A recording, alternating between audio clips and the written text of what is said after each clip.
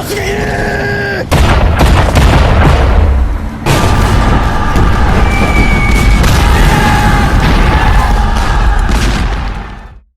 everybody. Welcome to Echoes of War. It's me, Craig, from the Pacific War Channel. I'm joined here by my co-host, Gareth. How are you? Hey Greg, wonderful to be back and really looking forward to today's discussion. And if you're watching this on YouTube, this is, in fact, quote unquote, the Pacific War podcast in that case. If you're listening to this, on any of the podcast platforms, it is Echoes of War. That's going to get confusing for a while, but I'm going to figure out the transition. But basically, any of the episodes that we do that touches upon the Pacific War will go over on the YouTube channel, whereas everything else will be exclusive for a while on the podcast platforms. But there is something in the works for a possible YouTube channel dedicated to Echoes of War itself. Before we begin the subject for today, just want to mention that if you'd like to support me further, you can check out my YouTube membership over at the Pacific War Channel, or you can join my Patreon account at www.patreon.com/the Pacific War Channel. Joining either gets you access to the exclusive podcast. There's about 26 plus episodes at this point. And the last episode I put out was me trying to answer the question, who financed World War One? Which sounds nefarious, but it's an in-depth economic history episode. It's pretty interesting. And I was actually very surprised that the majority of people voted for that one. I really didn't see that coming. You also get early access to all the content I make, and you get voting rights for the subjects I will tackle next.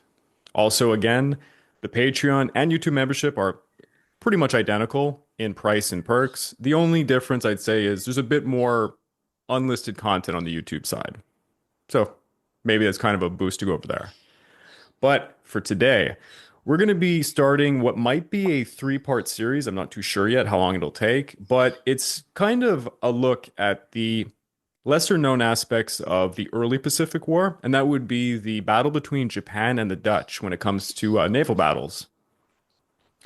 So, today's episode, we're going to be covering basically two naval engagements, some of the earliest in the Pacific War, and that is the Battle of Balikpapan and the Makassar Strait. But before we even jump into that, I thought we'd kind of just freestyle it together, me and Garov, to kind of explain what kind of happened at the very beginning of the Pacific War. And I guess the only place you can start is the reason as to why the Japanese went to war in the first place with the West. We all know they went to war with China since 1931, and basically they were looking to at least subjugate the Chinese to create a protectorate because they wanted to kind of create a pan-Asian empire, and they were expanding. Ever since they had taken Manchuria, it's kind of like a steroid for them. But as soon as they got really heavily invested in China, they really started to run out of resources. All of their manpower was taken up. Like literally about 35 of their 51 divisions were stuck in China. And most importantly, they lacked oil. Where they got oil was predominantly from the United States, although the Dutch East Indies was also a major player in that, and Britain to a lesser extent. All three of these nations banded together, and they gradually began embargoes. This started with iron shipments, steel, rubber, eventually oil, anything that was used for making weapons of war. Now, the closer and closer we get to what we'll call like the D-Day at Pearl Harbor, this really ramped up. So, for example, when the Japanese first invaded French Indochina, the northern part of it, they started to really commence these embargoes. When Japan went ahead and occupied the majority of it, the embargoes really hit the roof. The Japanese were faced with a dire situation. They could not continue their China war without the resources that were not being given to them by the Western allied nations at this point. They could just sue for peace with the Chinese, which I think would have been very difficult to do, but it would have been the decision that would have saved the Japanese Empire. Or they could have gone to war with the Soviet Union, some of them thought. Very stupid idea, would not have worked. And in our timeline, what they did is they, I would say in reality, given the thrashing that the Kuomintang army got at yeah, Khalkhin Gol, that definitely convinced Japan we're going to expand southwards rather than northwards, yeah. since at that time that was the two options that the nation had. Yeah, actually, a lot of people who look at the two battles, the Battle of Lake Baikal and the Battle of Khalkhin Gol, Lake Baikal was actually a 50-50. The Japanese military actually thought they arguably did quite well. Kelkingol, the Japanese didn't do necessarily terribly bad, but it was so blatantly obvious to them that if the engagement continued, they were going to get crushed because they simply had no countermeasures to armored warfare. Honestly, nor against combined arms warfare because Zhukov, he was using transportation, he was using his air force, his mechanized units, he was using his infantry, all in. He was doing a very good job of performing what was modern warfare at the time, whereas the Japanese were simply not. Their artillery was highly outmatched, outgunned. They practically couldn't even fire upon the enemy because the I need to just say, interject. One thing I really loved at the battle was Zhukov's um, deception, yeah giving the impression that the Russians are preparing for like a prolonged besieged battle, yeah while the Kwangtung army was, mobilizing for that said attack. And in reality, Zhukov had masterminded that 4 days before the planned Japanese assault, he has at least 70, 80,000 soldiers, tanks, artillery already in jump off positions. And the distance at just the trucks for his logistical line, the trucks coming from the distance that they were, it was actually incredible. The amount of trucks the Soviets was using, really, that should have told the Japanese everything they needed to know. Logistically, the Kwangtung army, like they weren't fighting too far away from, most of their bases, and they were getting thrashed. And I mean, it is in the pudding. The Imperial Japanese Army realized they needed to produce better anti-tank guns. They needed to rethink armored warfare completely. That's why Yamashita was actually sent to Germany to try and figure out what to do.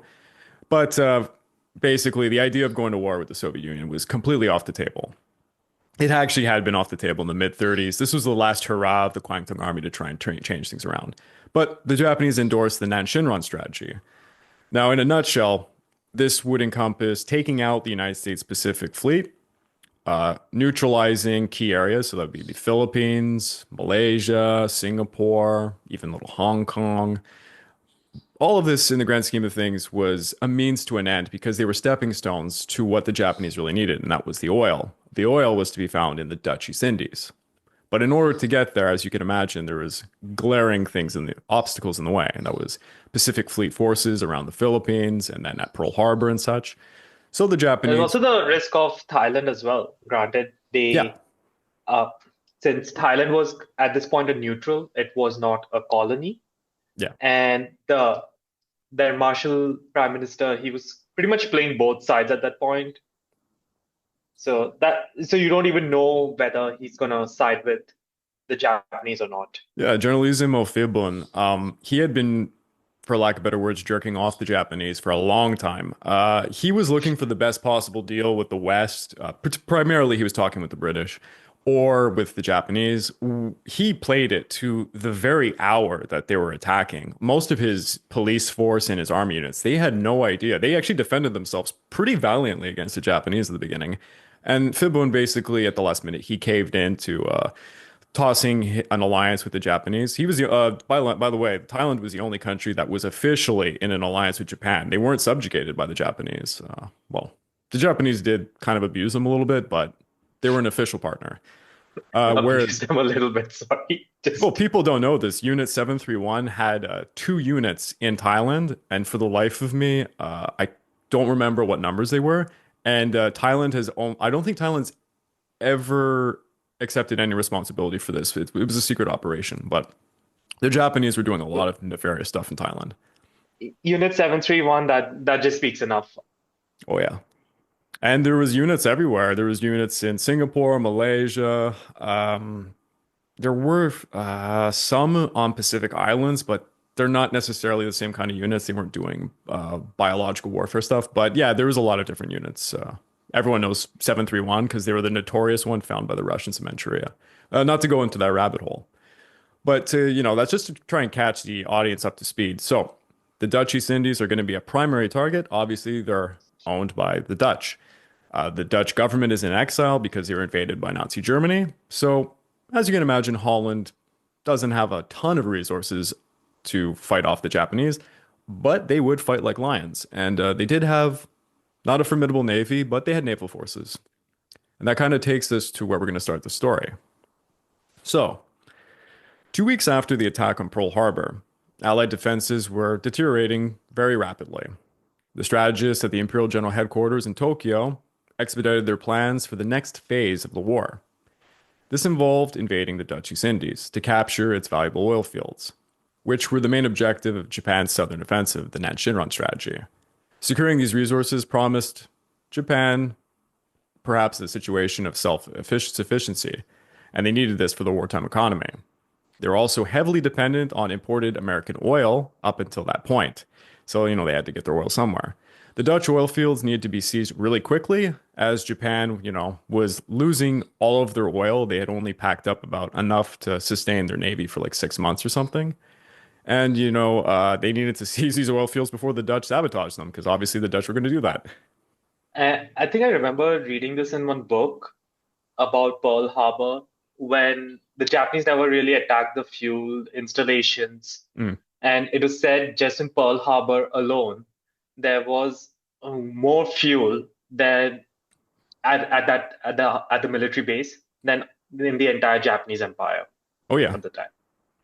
And So it just really shows not only the US, the quantity of oil that they had, but how desperate the Japanese were. yeah, they were desperate. And I don't want to go down this rabbit hole or anything, but just for audience members to know, famously, people always talk about Nagamo's third strike, possibly to knock out the oil fields. It's not possible. The oil fuel tanks, very well defended. These were fighter planes, like torpedo bombers, dive bombers. They didn't have the necessary bombs to actually penetrate those tanks and destroy them. And even if they managed to, let's say, blow up one of the tanks, they were made in such a way that they would not have caused a chain reaction to take out the other tanks. And the And fire not just teams also were that, ready. by the Americans were completely awake by that time. Yeah, The anti-aircraft barrage would have been way more intense than even the second wave. yeah. But if, let's say, the Japanese had redone the whole Pearl Harbor attack to have somehow, I don't know how they would do it, have heavy bombers. Oh, yeah. If they would have knocked out the oil in Hawaii, the Pacific Fleet would have had to move to the West Coast. It would have been not good for the United States. But that isn't how it went down. And it wasn't feasible either. The Japanese forces would need to wait to eliminate all the different territories in between them and the Dutch East Indies. So we're talking about the Philippines and Malaya mostly. And they were planning to use these places and their airfields, to keep expanding. Now, within the context of all of this, to meet this enemy, the Americans, the British, and the Dutch formed a new command, the ABDA command. And it was initially under Field Marshal Archibald Wavell. Or we keep talking about this guy.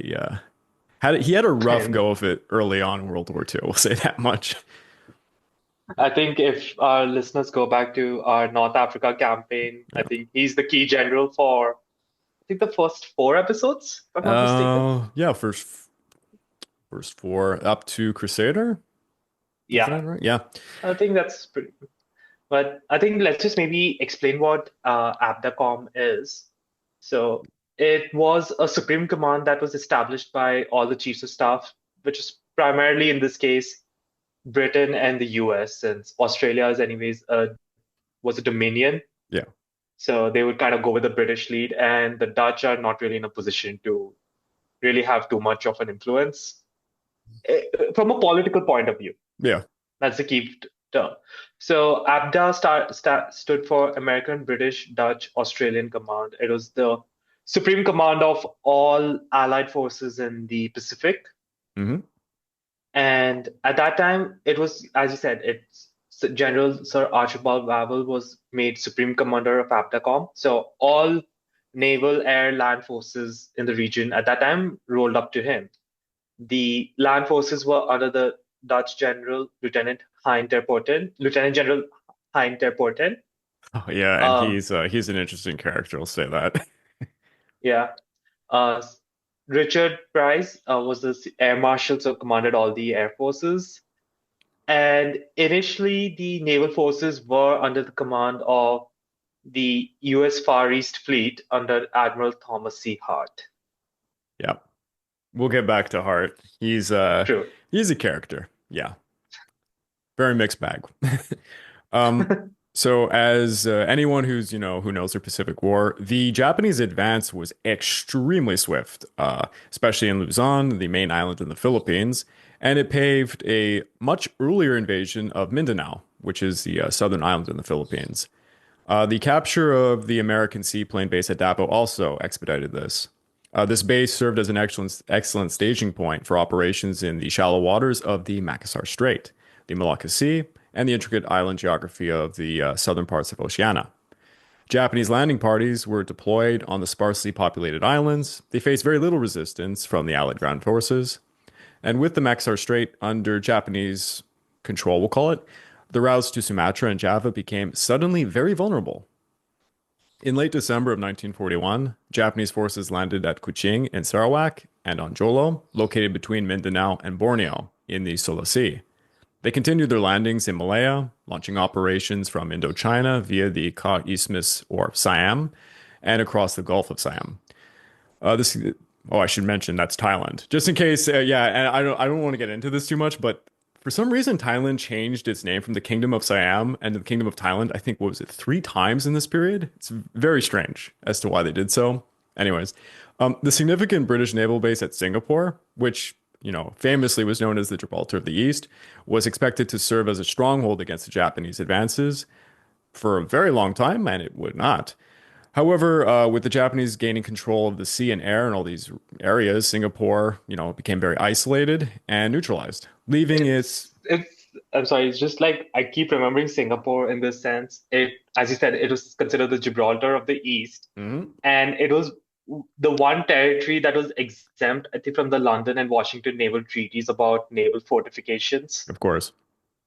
And the problem was, which the Japanese successfully exploited, Singapore was prepared for a sea and air assault from the sea, Yeah, and not a land invasion from the Malaysian mainland. of course. And that's why Yamashita took his forces down Malaysia, made that incredible, very speedy campaign to hit Singapore, where it was most vulnerable. And despite, I keep going down rabbit Being holes. outnumbered 3-1. There's a huge myth, and it was perpetuated during World War II, and it carries on to this day that the idiot British, their cannons weren't capable of turning in the direction to hit the land forces to their north. That's actually not true. What ended up happening is the British basically only had armor-piercing shells because they were expecting to face naval forces, and firing armor-piercing shells at ground forces is useless, basically. It's not going to do much damage. And that's what really kind of screwed over the Singapore defenses. But, anyways, by January of 1942, a convoy, basically, the Japanese were just bypassing Singapore because they really didn't need to neutralize it. It wasn't going to do anything to them. A convoy was moving through the South China Sea towards eastern Sumatra, originating from the Makassar Strait near Dutch Borneo. And they were establishing new beachheads at multiple places. So we had Brunei by January the 6th, Jusselton by the 11th. Forces were also departing from Davao. They were landing on the Tarakan Island by the 12th, Balikat Papin by the 24th, and that's in eastern Borneo, as well as Matadaos Peninsula by the 11th, Kendari by the 24th, and the Celebes. The small island of Ammonia, which also had an excellent airfield, was captured on the 31st of January. Timor, which was a Portuguese colony. People don't know this, but actually the Portuguese played a very, very tiny role in the Pacific War. Basically, they got to retain most of their colonies, like Macau, for a long time by just playing nice with the Japanese, although they somewhat would fight over some things. So in Timor, there was a little bit of fighting, there's not much. But now the Japanese were well in reach of attacking most of the Dutch East Indies, taking it over, and even threatening the northern coast of Australia if they wanted to. And there were a few crazy Japanese commanders who thought they should, but yeah, that would have been really stupid. At this time, Borneo was divided by Britain and the Dutch, both who lacked sufficient defenses to actually defend these colonies. Their colonial presence stretched far too thin. The Japanese troops quickly gained advantages over them. In an effort to prevent the Japanese from utilizing the oil fields, the Dutch just set them ablaze. Did a very good job of doing so, by the way. And as a result, between 80 to 100 Dutch civilians were killed in retaliation for this, for the scorched earth tactics that they were employing. Nevertheless, the Japanese engineers would soon restore the oil production, and like I'd say by the end of February, resistance on the island would just be extinguished. Little known fact: the Japanese specialists in the field of oil production had no idea what they were doing, and the Dutch wouldn't help them. So it took a lot longer than they thought. And getting the oil to the home islands proved really difficult. This was something that the Japanese really messed up. Despite all of their war planning and all that, it was kind of the lack of scientific know-how when it came to oil production that would actually bite them in the ass. If I'm not mistaken, I think it's due to the refining of Yeah, the oil that they would extract, which really hampered them, which is why actually I know I'm probably just digressing. In the Battle of the Philippine Sea, when the combined just before that battle, the combined fleet was based in the Dutch East Indies. yeah, And they were using this unrefined fuel, which actually yep. made it way more volatile, and that would have some disastrous consequences. Yeah, I'll just end it there.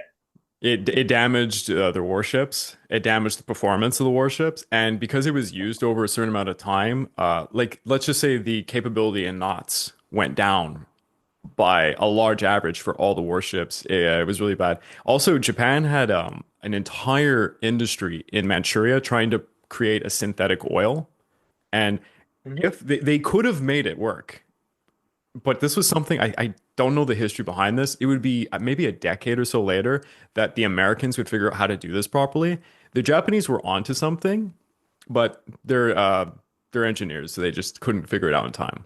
But yeah, it accounted for I think less than 5 to 10% of their overall oil, what they had in Manchuria. So they really needed the unfortunately unrefined oil from the Dutch East Indies to try and get them by. So before the war, Balikpapan served as a vital hub for Dutch economic activities in Borneo. The city housed two crude oil processing facilities, a paraffin of lube oil plants, a cracking plant, sulfuric acid plant, and precious petroleum refining plant. Along with they had a tin industry, and they made drums and all sorts of other things that would be useful to the Japanese. Most notably, Balikpapan featured an oil refinery with a complex of petroleum tanks capable of holding about 80 times the capacity of those at Tarakan. This facility employed about 7,000 local workers and 100 European staff, producing up to 1 million tons of oil annually prior to the war. So, yeah, the Dutch were sitting on a lot. People don't know that. Now, Japan's strategy to take over the Dutch East Indies, Balikpapan was obviously an important target, both strategically and tactically. From a strategic standpoint, its oil refinery was crucial for Japan's petroleum production. Capturing it would provide direct access to the extensive oil fields in the interior of Borneo. Tactically, the city featured a harbor and an airfield called Mangar, which were essential for Japan's occupation of southern Borneo and the eventual capture of Java. Java is going to be actually where the lion's share of fighting is done. By, unfortunately, by you had mentioned him, General Hein de Porten. Hein de Porten was so antagonistic against the local governor, and he was so loathed by the civilian population there that it actually screwed up a lot of the military defensive plans. I won't go into in this episode, but if anyone's ever interested on how the Dutch fought during World War II against the Japanese, Hein de Porten was not a great general. Just say that much. Not a great general. Yeah. The Japanese sought to capture Tarakan as well, and it was, it was part of their timetable, of course. And actually, it went a lot faster than they had anticipated. The um, the seizure of Balikpapan thus had to be sped up significantly.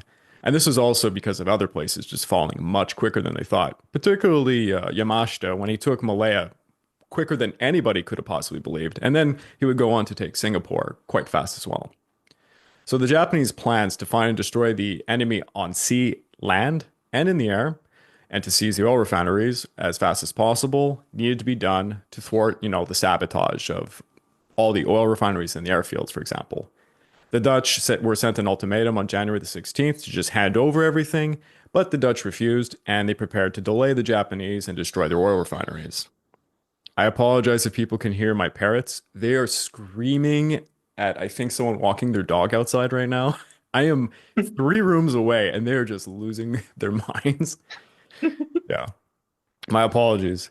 The Dutch garrison in Balikpapan received orders to defend the city, especially its oil refineries. against a surprise attack and to conduct delaying actions to allow for the destruction of the facilities. It became evident that the city was on the verge of falling to enemy forces. The troops needed to engage in guerrilla warfare in the surrounding areas. This was their plan. For the demolition of the facilities, the Dutch demolition units were allocated 3 hours for Balikpapan, sorry, and 8 hours for Samdodja.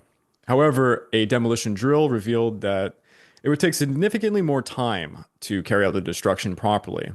In terms of defensive measures, the guy who was in charge on the front lines, Van den Hogenband, established a defensive position at Clandassen to obstruct the road from Mangar Airfield to the city itself.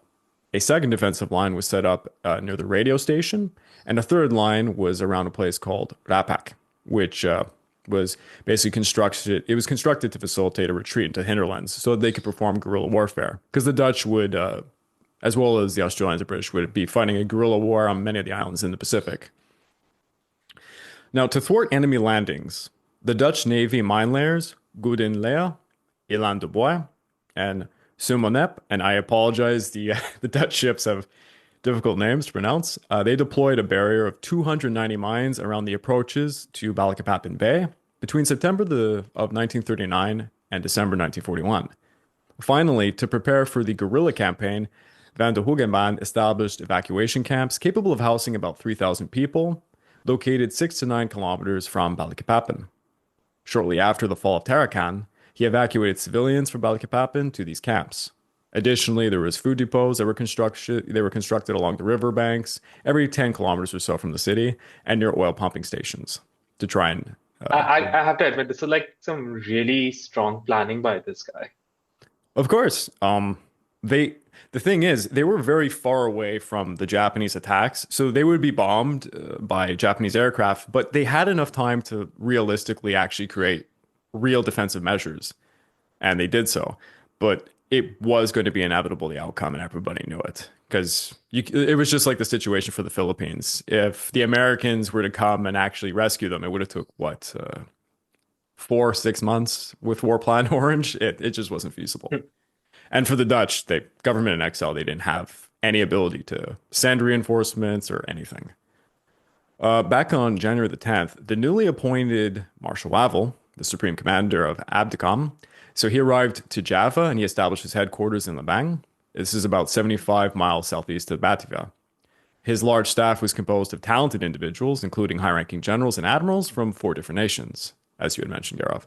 However, it was evident that General Marshall's attempt at a unified command would be very ineffective and short-lived. Admiral Hart was the commander-in-chief of the United States Asiatic Fleet, and I think I'd leave it here to you, Garov, to talk a little bit about our friend Thomas Hart.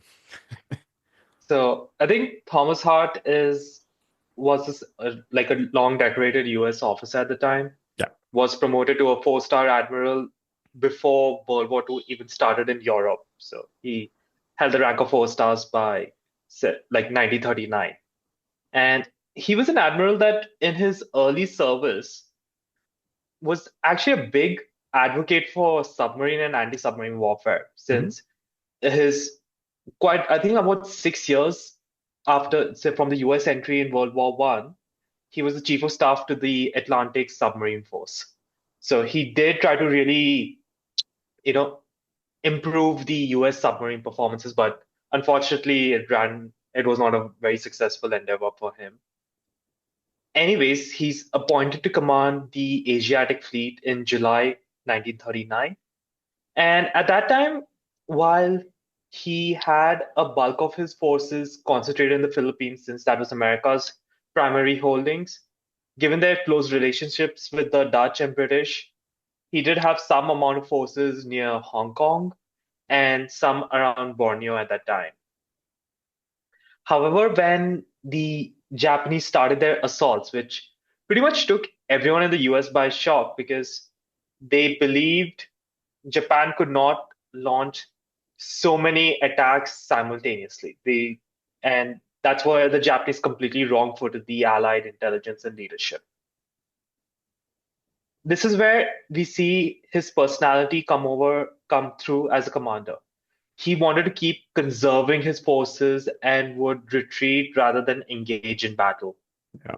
And this would be seen, for example, in within a few days of like Hong Kong, even before the main defensive line on the Chinese mainland outside of Hong Kong was breached. If I'm not mistaken, I think that is called the Gin Drinkers Line. Yep. So even before that was breached, the US naval assets in that area were withdrawn to the Philippines at that time. And when the Philippines were threatened and the invasion began, he pretty much left MacArthur's forces stranded and retreated to Borneo. And that's where it was around that time ABDACOM was formed, and he was given command of all naval forces.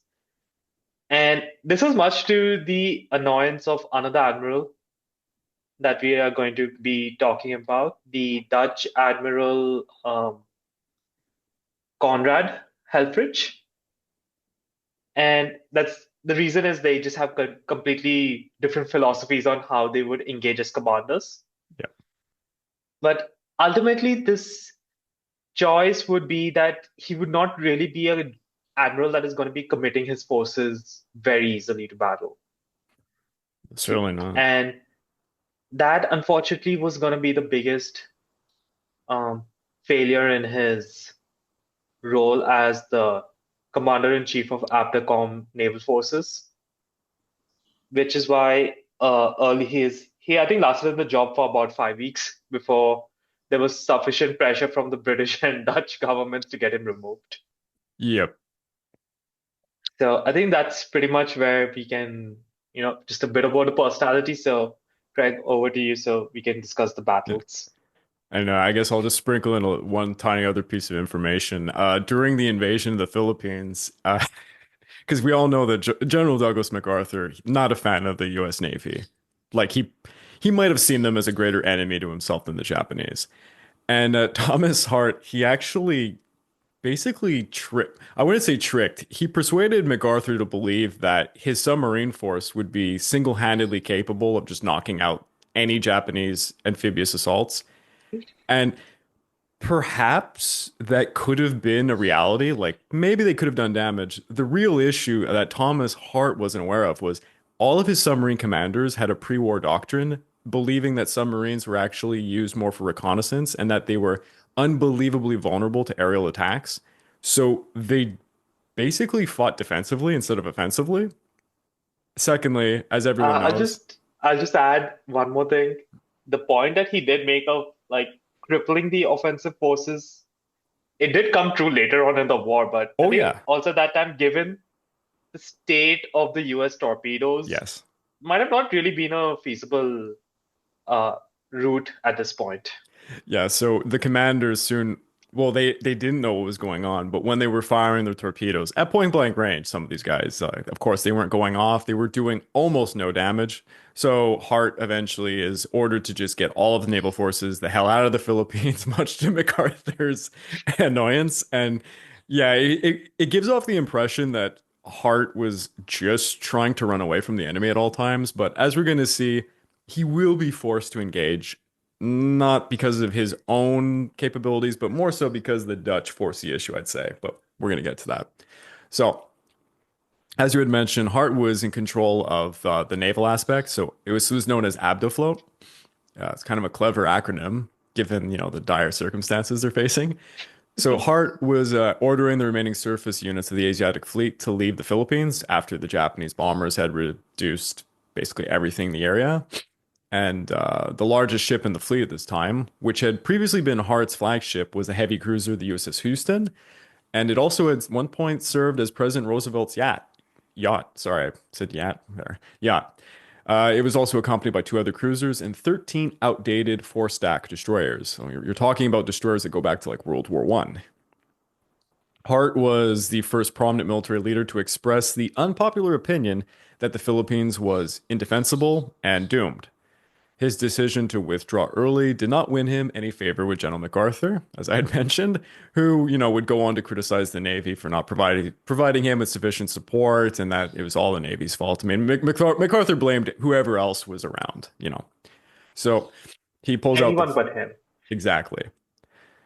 He pulled out the fleet, because of lacking air cover, he would have argued. And he thought the fleet was completely vulnerable. It was, of course. I mean, you're facing the Imperial Japanese Navy with a few ships. It wasn't good for them.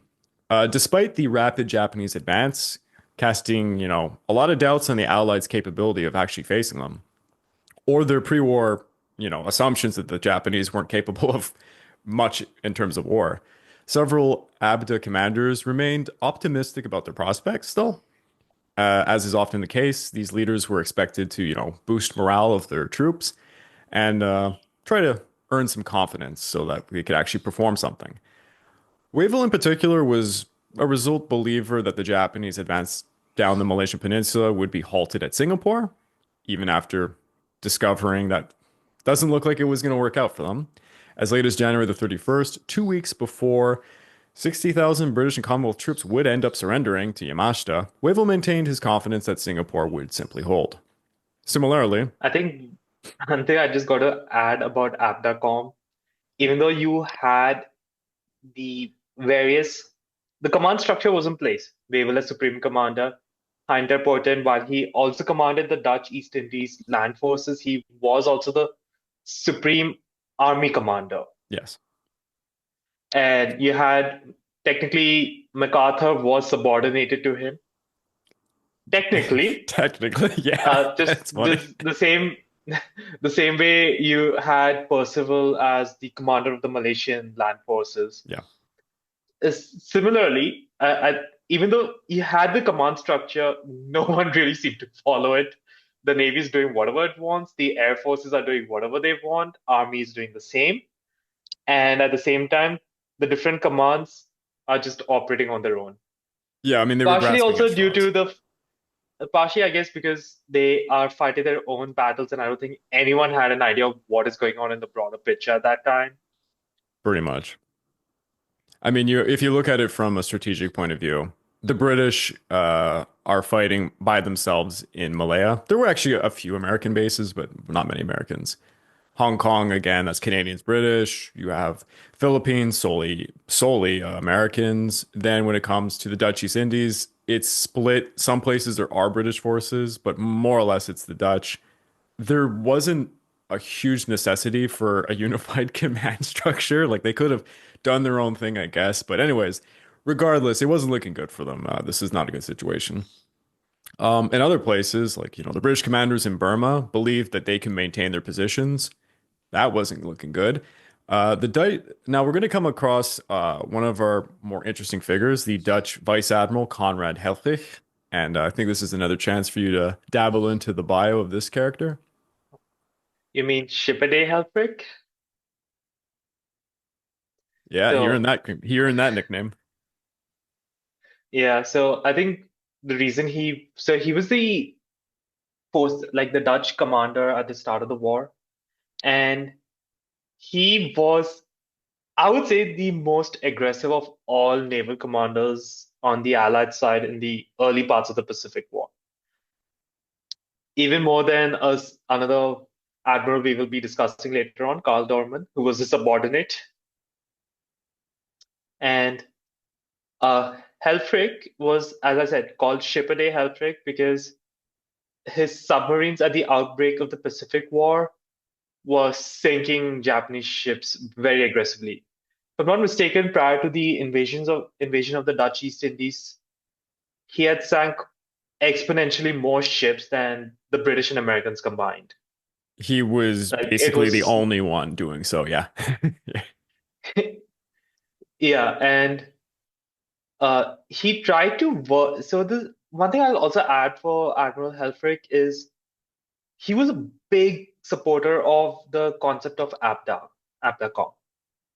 He really worked to get it because he felt that was the best way that these unit, like this is the best way of survival for not only the Dutch East Indies, but halt the Japanese aggression. But he was infuriated when he was made subordinate to Thomas Hart. And as I alluded to earlier, they had completely different personalities as commanders. Helfrich believed in aggressive action. For example, like how you were talking about the potential of the submarines when we were discussing a bit about Thomas Hart. He was actually putting that to practice. His submarines were out there trying to aggressively patrol and engage and sink enemy ships. So this is where, you know, he has orders to defend Java, but unfortunately, since he's now reporting to a superior officer, he is really being stymied.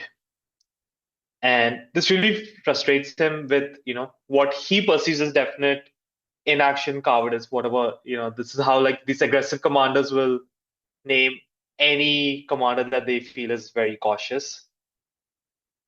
And with, the reversals that the Allies would face in the entire theater of operations, it took quite a bit of pressure from the Dutch and British governments, but towards mid-February, he's appointed the Supreme Naval Commander. And unfortunately, it's now too late for him, as the strategic initiative has now been firmly squandered away. The Japanese are dictating how the battles will start. And that's a pretty big advantage in any Yeah. war. When you start to dictate, you rather want to dictate the terms than react to them. And Conrad Helfrich, with his style, he wanted to fight away from the Dutch East Indies, push the frontier so that the bases and installations in the Dutch East Indies are unaffected. And by now, it's too late for him to even consider doing that. Yeah, it's a very striking. There's a striking contrast between the two commanders. As you said, Helfrich was extremely aggressive, and honestly, he was performing as they should have been. Especially with the given troops that he had on hand, he could have he made a dent in the Japanese invasion plans, but certainly not enough because he simply didn't have enough ships. But he was assuring the forces, all the men around him, that they would prevent Japanese landings in the East Indies. That was not going to happen, though. The Japanese clearly aimed to seize Java, the most prosperous, part of the East Indies, and they assembled two large invasion forces to advance along the east and western coasts of Borneo, intending to converge on opposite sides of the island in a pincer maneuver. The best chance for the ABDA naval forces seemed to be intercepting and destroying, or at least, delaying or weakening these fleets, potentially sinking troop transports and inflicting heavy casualties on the Japanese soldiers before they could land. However, in January, ABDA's naval forces were primarily occupied with escorting Allied freighters south, so they really couldn't do much. As for their multinational crews, as they began to realize, the ABDA fleet was really unprepared for the impending assault. They lacked the option to retreat to safer waters for a future confrontation. Their duty was basically to just meet the destruction. Their mission was, to buy time, to delay the advancing Japanese forces while the Allies tried to bring over reinforcements. The fleet was very weak, consisting of a four-nation flotilla made up of mostly outdated cruisers and destroyers going back to World War One, and even their commanders regarded the entire thing as a second-rate force.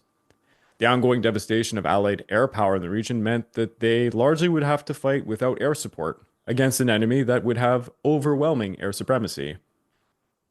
So what we're coming up to is actually referred to as the engagement at Balikpapan or the naval battle of Balikpapan. And you would be forgiven for not even hearing about this one because not many people talk about it. So Admiral Hart, he organized his surface warships into a striking force based in Surabaya, commanded by Rear Admiral Glassford. Glassford's ships conducted several sorties in mid-January, but their efforts were hindered by a lack of air reconnaissance, often failing, they were basically failing to locate incoming enemy convoys. He retreated to Kapang Bay in eastern Timor to refuel, and he was still there on the morning of January the 20th when he received a sighting report from a PBY Catalina about an enemy invasion force near Balikpapan. It was a significant Dutch oil producing area, so everyone knew what was up. At about 5 o'clock on January the 21st, the Japanese invasion fleet, consisting of one light cruiser, 10 destroyers, 4 minesweepers, 3 submarine chasers, 3 patrol boats, and 16 transport ships, departed from Tarakan, heading over to Balikpapan. A Dornier aircraft from the MLD detected the fleet that same day. However, heavy clouds, strong winds, and other weather conditions hindered the plane's ability to shadow the fleet. The following day, U.S. Navy submarines, the S-40, Pickerel, Porpoise, Sari, Spearfish, and Sturgeon, were tasked with intercepting the fleet, later joined by the Dutch submarines K-14 and K-16. Sturgeon launched several torpedoes at the convoy and claimed to have sunk 3 ships, but this would not actually be the case. On January the 23rd, an American PBY Catalina seaplane from Patrol Wing 10 spotted the fleet at about 12:20 and monitored it for about an hour. Starting at 4:25, about 3 waves of Dutch Martin B-10 bombers, about 19 of them in all, escorted by as many as 12 Brewster Buffaloes. So, if you know your World War II history, these are not great aircrafts to face the Japanese. Well, they attacked the fleet. The first and second waves, I think that's not only the American aircraft that are absolutely outmatched, even the British aircraft, oh yeah, considering that even North Africa at this point at time was not even getting the Spitfires. exactly. I mean, the Brewster Buffalo is one's very very special aircraft that has a very unique history. Fought in the Pacific, fought on the side of the Dutch, also in Finland during the Winter War. The Finns bought a bunch of them because apparently they did all right in winter. Anyways, they weren't going to do well here. The first and second waves failed to hit their targets, with many bombers forced to return, to return due to poor weather conditions. In the third wave, the Dutch aircraft managed to slightly damage the transport ship, the Satsugimi Maru. They struck the Kawakaze, and they managed to sink the transport ship Nanamaru at the cost of one Martin being shot down, which is actually admirable. It's a very good job. Despite these assaults, at about 10:30, the Japanese commenced their landings at Balikpapan, with Colonel Kanaji's raid unit disembarking and advancing through the bay to land behind Van der Hogenbahn's defensive lines. Later, at about 1:40 on January the 24th, General Sakaguchi's airfield seizure unit and the assault unit boarded their landing craft and they began to approach the beaches. So, as the Japanese troops are boarding their landing craft and heading towards Balikpapan, the Dutch submarines, HNLMS K-18, commanded by Lieutenant Commander Karel van Wel Grovenveld, they detected the invasion convoy. At about 12:35, Van Wel launched 3 torpedoes at what he identified as a 1,400-ton destroyer, which was in fact the cruiser Naka. After all the torpedoes missed their target, the submarine fired another torpedo and successfully struck and sank the troop transport ship, the Tsuruga Maru, at around 12:45, resulting in the loss of a single crew member and 39 troops from the Sakaguchi detachment. Still doing a hell of a lot more than Hart at the Philippines, but I had. But it is mostly due to torpedoes. Yeah. It's kind of funny. The Dutch had a better time because they simply had torpedoes that worked. As Naka and the 4th Destroyer Flotilla departed the convoy to pursue the Dutch submarine, they inadvertently created an opportunity for the American 59th Destroyer Division to attack the now very vulnerable troop transport convoy. Admiral Thomas Hart decided to organize his strike force, which was called at the time Task Force 5. They departed Kopang, Timor, and other locations on January the 20th. The force was led by Admiral William Glassford and Paul Tabbitt, and the force included the cruisers Boys and Marblehead, alongside the destroyers John Ford, Pope, Parrott, Paul, Jones, Pillsbury, and Bulmer. Glassford served as the overall commander while Tabbitt led the destroyers. Now, at this time, Marblehead was limited to a speed of about 15 knots, extremely slow, due to having only one functioning turbine. On the 21st, Boys struck an uncharted reef near Calipa Island in the Sape Strait, resulting in a 120-foot gash in her port keel. Both cruisers, Ouch. yeah, that's a hell of a hit. Both cruisers were compelled to retreat to Wawaronda Bay, escorted by Bulmer and Pillsbury. So this is already going So extremely bad. if you were to consider the firepower that's like, and yeah, I suppose this is 60% of the firepower of the task force that's just departed. Yep. And from there, the Boys in Pillsbury, they returned to Kilakap, while Marblehead and Bulmer headed towards Surabaya. The remaining 4 destroyers under command of Talbot, they continued on to Balikpapan. So shortly after midnight on the 24th, they arrived at Balikpapan Bay. Admiral Hart issued a one-word command via an encrypted radio message, and it just said, attack. Commander Paul Talbot aboard the John D. Ford instructed the other captains torpedo attack, hold gunfire until torpedoes are launched, use your initiative, and carry out the strike to the best of your ability. I can only say that this isn't like very planned out as far as naval command is concerned. They're basically kind of just spraying and praying. I know you want to give your field officers more leeway in initiative, but yeah, this is just like, oh, there's the enemy, just go attack. Yeah. So, and especially when it's destroyers, yeah, it's more complicated than just that. So the destroyers, they advance at a speed of 27 knots. Luckily for them, the Japanese fleet was really in this unique position. They were anchored close to the shore, and the retreating Dutch had set all the oil facilities on fire. So it created this extremely nice backdrop of light. So basically, you could see the silhouettes of all of the Japanese ships. So the torpedo crews, they could identify all the anchored transports, and they had great targets to shoot at. They also had the element of surprise. So Talbot instructed his destroyers to use torpedoes as their primary weapon for the night and then to fire their guns off after they had shot all their torpedoes. Guided by the burning wreck of the Nanamaru and the raging fires all along Balikpapan, Task Force 5 entered the Makassar Strait just after midnight, and at 2:35, they then encountered the cruiser Nakamaru with the four destroyers around her. One of the Japanese destroyers signaled a challenge, but Talbot's ship did not respond to this. Assuming they were friendlies, the Japanese destroyers just passed by them without even raising an alarm. So the Americans got really What lucky. the hell? Yeah, really That's lucky. all I got to say. 10 minutes later, Talbot spotted the Japanese transport fleet, illuminated again by the flames, and he saw a few patrol boats around them to protect them with mine layers and such. There was also four submarines located there. At 2:57, the W-15 detected the destroyers, but mistook them to be the Naka. Again, really lucky. Parrott, followed by John D. Ford and Paul Jones, launched a total of 7 torpedoes at the minesweeper, and all missed due to poor angles. As they reached the northern edge of the transport fleet, Parrott fired 3 torpedoes at 3 a.m., striking the Samaroa Maru, causing a massive explosion that sank the ship. And that ship was carrying depth charges and mines at the time, caused even more explosions. Shortly after, W-15 notified Admiral Nishimura that the transport fleet was under attack. Despite the warning, he was skeptical the enemy ships could breach the anchorage, believing this attack must have been from a Dutch submarine that they had been engaging previously, the K-18. Amidst the ensuing chaos, Pope, Parrott, and Paul Jones launched a total of 10 torpedoes at about 3:06. One of them had hit the Tatsugumi Maru.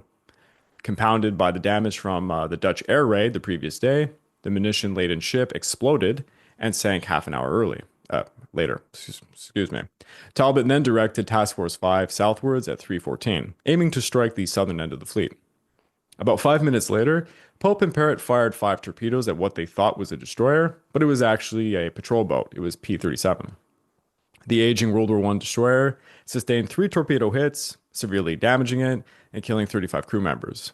John D. Ford and Paul Jones then targeted the Kuretake Maru, which managed to evade the first 2 torpedoes, but a second torpedo from Paul Jones struck her amidship, causing the transport ship to sink shortly after. Pope, Parrott, and Paul Jones then informed Talbot that they had expended all of their torpedoes and they were authorized to start opening up their 4-inch guns against the transports. Now, by this point, Task Force 5's formation had completely disintegrated. They were just going all over the place. John D. Ford was northwesternly, going at about a speed of 20 knots at 3:35, followed closely by Paul. And John D. Ford then launched its last torpedoes at the wreck of the Tsuruga Maru before attacking the Kumagawa Maru and the Asahayan Maru simultaneously. Its 4-inch guns and .50 caliber machine guns inflicted very heavy casualties, killing 6 crew members on the Kumagawa Maru and 50 on the Asahayan Maru. During this engagement, a shell struck John D. Ford's aft at about 3:47, wounding 4 of her crew members. To avoid running aground in the shallow waters, the destroyer's commander, Lieutenant Commander Jacob Cooper, made a port turn to catch up with the rest of the task force that were already departing Balikpapan Bay. John D. Ford finally rejoined the task force at about 6:42, upon which Talbot signaled the destroyer with the message, "Well done." At this time, Admiral Nishimura and the 4th Flotilla were still pursuing that Dutch submarine I keep mentioning, the K-18, which was about 6 to 7 kilometers or 4 miles away from Americans. It was not until about 5:20 a.m. that he ordered the Ninth Destroyer Division to intercept Task Force 5 and to get them where they were escaping. However, lacking knowledge of the American ship's whereabouts, Nishimura eventually directed the Ninth Division to return to the previous assignments. As his flagship Naka entered the anchorage to assess the condition of the transports, it became separated from the Ninth Division, and he was going to rejoin the transport echelons alone.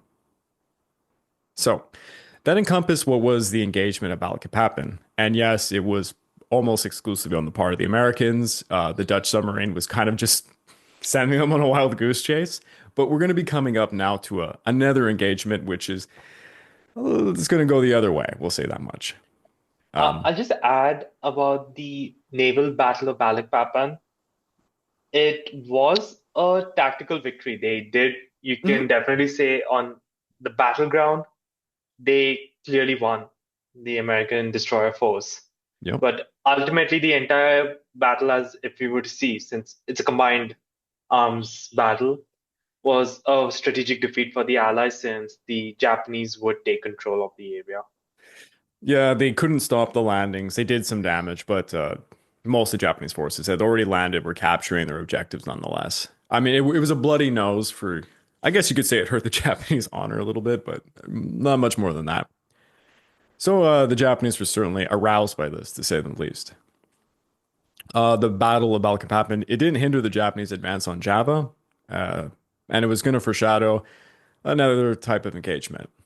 During this time, a series of small-scale naval battles began, such as, the Battle of, oh, sorry, I was thinking of something else there, but negate what I was saying. I was leaping far too much into the future. By the end of January, Japanese troops had taken control of the northern western coast of Borneo, as well as significant portions of the Maluku Islands, the Malaccas. On the eastern coast of Borneo, they had occupied the oil facilities and the ports of Balikpapan and Tarakan. Additionally, the cities of Manado and Kandari on the Celebes had been also captured. To achieve dominance over the Makassar Strait, the Japanese still needed to seize the cities of Makassar and Banjarmasin. So on February the 1st, Allied commanders received information from a reconnaissance aircraft indicating that a Japanese invasion force was preparing to depart from Balikpapan. This force included 20 troop transports, 3 cruisers, and 10 destroyers. Admiral Hart, at this point, was being recalled to the United States at his own request, might I add, leading our friend Vice Admiral Helfrich to take command of the remaining units of ABDA, which by this point was looking like it was a command that was falling apart. So, little too late situation there. Now, his fleet comprised American, Australian, and British ships that had stayed behind to inflict as much damage as possible on the advancing invasion convoys. The majority of the remaining fleet units were organized into the Combined Striking Force, stationed at Surabaya on the northeastern coast of eastern Java. Admiral Thomas C. Hart, Vice Admiral Confred Helfrich, Rear Admiral William Glassford, and Commodore John Collins of the Royal Australian Navy convened in Palembang, where Helfrich's proposal to establish the strike force was approved. The strike force was formed the following day, and it was going to be under the command of someone new, Rear Admiral Carl Dorman. So I guess I'll leave it to you, Gareth, to tell us a little bit about Dorman. So I think Dorman is also has one common trait with Halford. He's aggressive. And he was actually a naval aviator and was quite instrumental in developing naval aviation for the Netherlands. And yeah, unfortunately, budget cuts in the military after World War One kind of scaled down his goals. So then he was kind of like, from 1926 to the outbreak of the war was pretty much a surface ship admiral.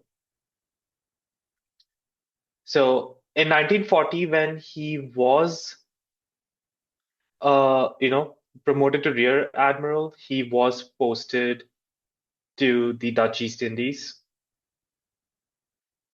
And this is where, Dorman had tried to spend the last few years before the war trying to really modernize the capabilities of the naval assets there. But Yeah, again, as you would see, this was quite a common problem that all the countries did. They completely neglected the military capabilities of their colonial possessions.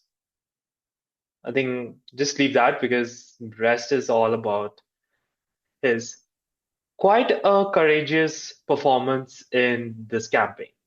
Yeah, definitely. He really did match Helfrich, and at the early part of the Pacific War, these were two admirals that were, I guess, you could be seen as the most aggressive, and they really were the ones doing the most damage early on against the Japanese Navy.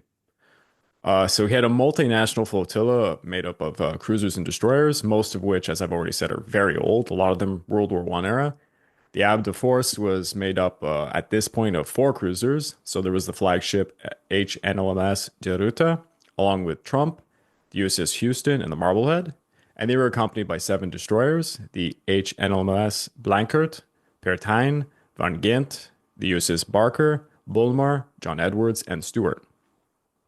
On the morning of February the 3rd, the ABDA Strike Force was detected by a group of approximately 30 Japanese bombers reported to be heading towards Surabaya. Seven of these bombers took a particular interest in the strike force and they began circling above them. Initially, the vessels moved to deeper waters, but the planes departed without even launching an attack, allowing the strike force to just resume its resupplying.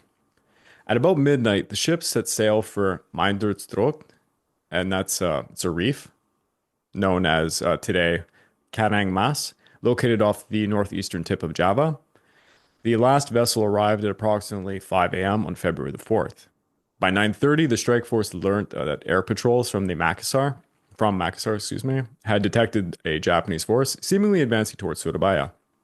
On the morning of February the 4th, the ABDA Strike Force departed for the Makassar Strait, searching for the Japanese invasion fleet, which was reported to be traversing the straits and now was believed to consist of three cruisers and 18 destroyers, escorting transports and other vessels under the command of Rear Admiral Takeo Takagi. Would you like to say something about Takagi? It's not really too much to say, but he was again one of those Japanese naval men that unfortunately is not, I will just say one thing, he would never be given high command due to the lack of prestige.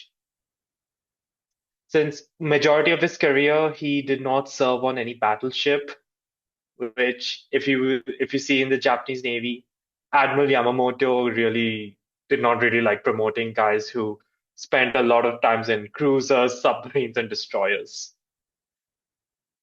And so yeah, he had been on submarines from the for at least 10 to 15 years, and then he did take command of a cruiser.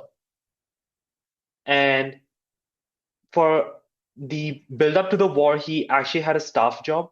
He did not actually have any tactical command, as he was the chief of the second section of the Imperial Japanese General Navy General Staff.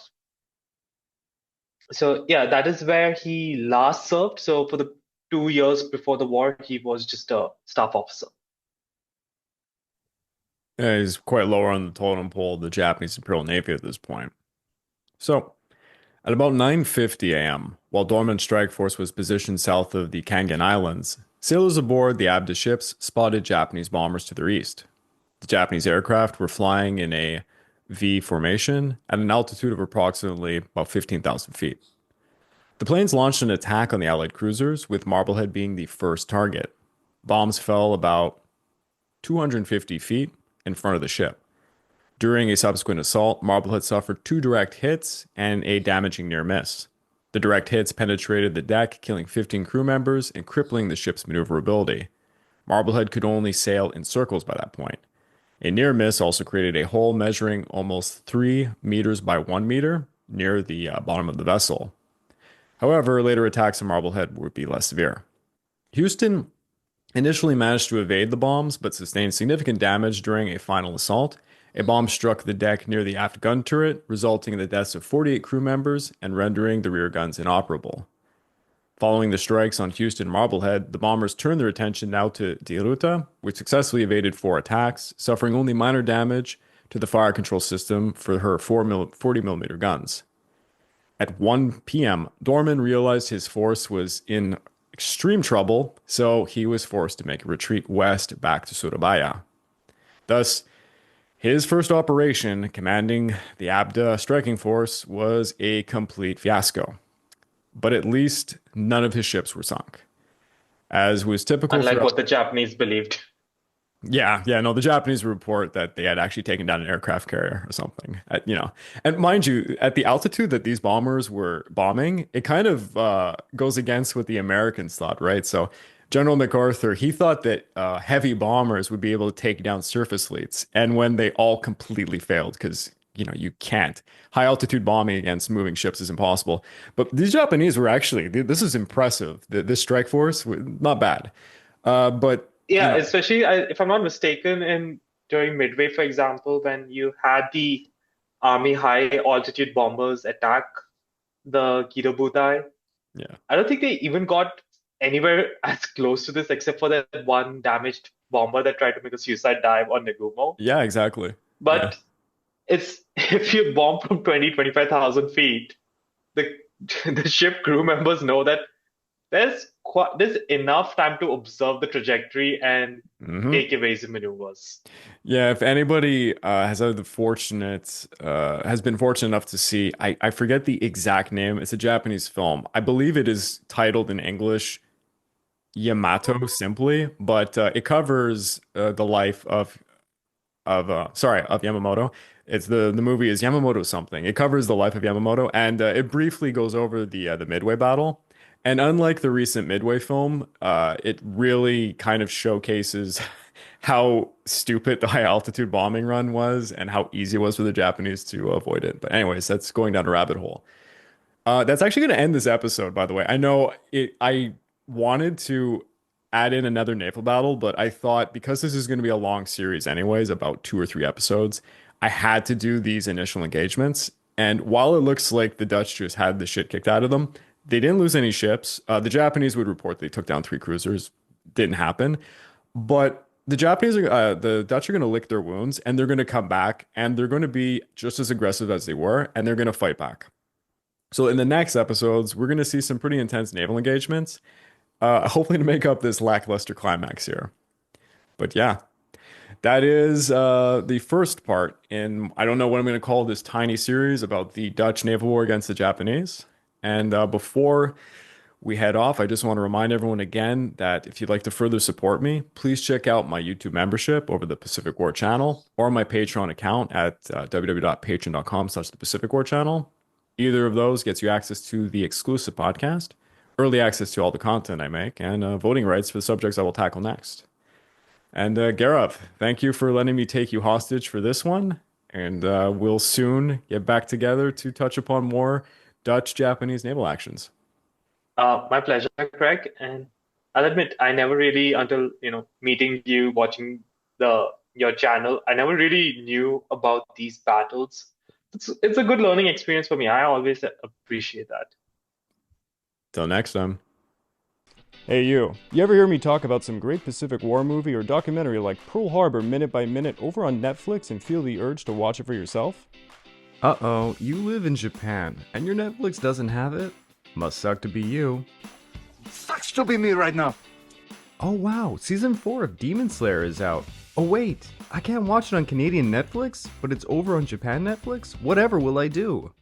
Oh, no, no. Being blocked from regional content? With private internet access, you too can watch Demon Slayer Season 4 by switching your IP address to Japan. Yes! Hell yeah! Why stop with Japan? With private internet access, you can change your IP address to over 84 different countries and every single US state, giving you access to region-restricted content all over the world. Nice. Many websites and services like Netflix are only accessible depending on your physical location, but private internet access helps you overcome these restrictions. Think about it. Without private internet access, it's like paying for a TV series and missing out on the latest season. Shots fired, Demon Slayer on Canadian Netflix. Is that like a personal attack or something? Ever fear people are gonna find your Google searches? Banzai! Banzai! Banzai! FBI, open up! Private internet access makes sure that those Google searches remain a buried secret, as private internet access encrypts your internet access and has a no logs policy. Think you're safe with the local coffee shop's free Wi-Fi? No, you are certainly not. Private Internet Access gives you more privacy features than any other software and real-time protection from malware and trackers, giving you peace of mind knowing those Google searches remain seen by you and you alone. Private Internet Access has a no-log policy that they've defended in court, which means they are not storing any of your browsing data. Hey, are you like me using different devices under one household? Private Internet Access is available on all platforms and protects an unlimited amount of devices at the same time. I personally use Private Internet Access to unblock movies and TV series from all across the globe, and I sleep easier writing scripts for my YouTube channel and others knowing my data is secure. Look, this is a no-brainer. Sign up with my link in the description of this video to get 83% off, plus 4 months for free, so it ends up being only around $2 per month. Signing up for Private Internet Access is risk-free. There's a 30-day money-back guarantee, and 24/7 customer support is available. So don't forget to click www.piavpn.com/the Pacific War Channel, and a big thanks to Private Internet Access for sponsoring this video. Hello everybody, welcome to Echoes of War. I'm Craig from the Pacific War Channel, and I'm joined here by Gaurav, my co-host. How are you? Hey, Craig, wonderful to be here. Looking forward to our continuation of our mini-series. Definitely. So for those of you listening to this on audio podcast platforms, this is part 2 of, I guess we're calling it kind of the Dutch-Japanese Pacific Naval War series. It's a 2-parter. And we're going to be covering the Battle of Badung, the First Battle of Java Sea, and the Battle of Sunda Strait. If you're listening to this on YouTube, I think I'm going to re-edit the entire thing to just be one episode because it just makes more sense. But before we jump into it, I, of course, want to lead you on to where you might want to further support me. You can support me over at my YouTube membership or on my Patreon account found at www.patreon.com/the Pacific War Channel. Both get you access to the exclusive podcast, which is something like 26 plus episodes at this point. The last episode I put out, which I was surprised people voted on, was Who Financed World War I? Sounds very nefarious, and it actually kind of is. You also get early access to all the content I make and voting rights for the subjects I will tackle next. And if you decide to join the YouTube membership, you even get extra goodies because there's a lot of unlisted episodes over there. And I think I might put out some new surprises soon. Stay tuned. But stating all of that, we're going to be jumping into it. And for those of you who might not have listened to the first part, I just kind of want to catch you up as to what was happening.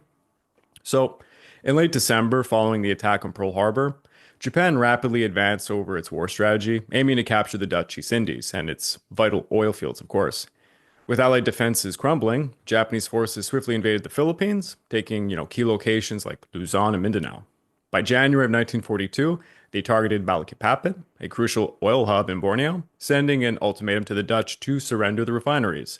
The Dutch said no, so it was war. On January the 24th, Japanese troops landed in Balikpapan, as Allied naval forces led by Admiral Hart launched a surprise torpedo attack against the anchored Japanese fleet.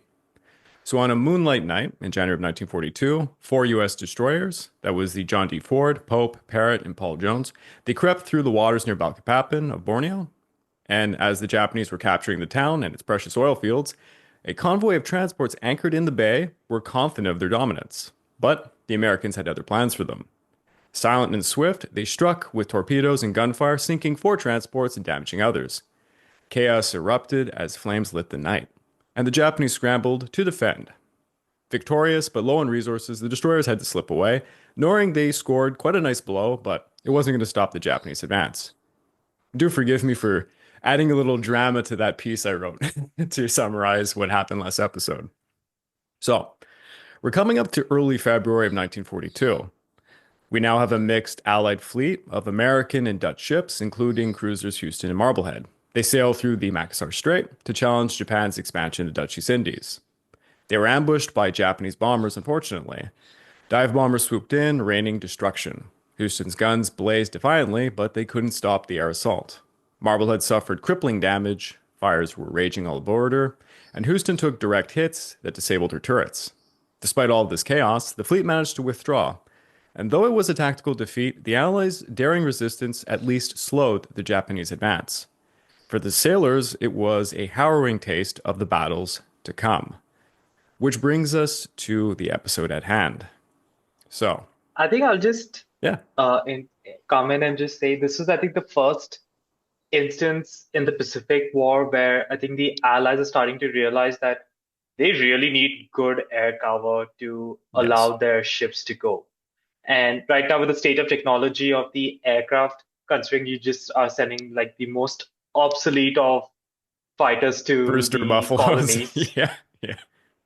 and right now, I think if I'm not mistaken, the Japs have the zeros. It's unmatched. It's going to be unmatched till mid 1943, pretty much. Yeah, the Dutch actually, just on the cusp of World War II, they purchased a large order of Brewster Buffaloes from the United States, who were super eager to sell that crap off because it was useless and they knew it. They ended up selling a lot of Brewsters to Finland, the Dutch, and also I think they sold quite a few to the British in Malaya. So I think Singapore actually was using a few of the Brewster Buffaloes. Terrible aircraft.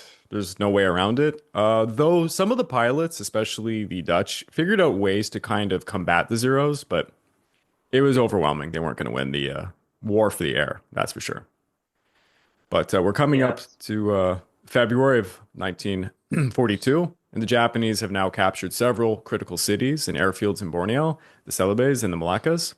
Obviously, I'm not going to go through the entire campaign because this is an episode covering the naval battles. So just have that in the foresight that the Japanese are just running rapid throughout the Pacific, seizing everything.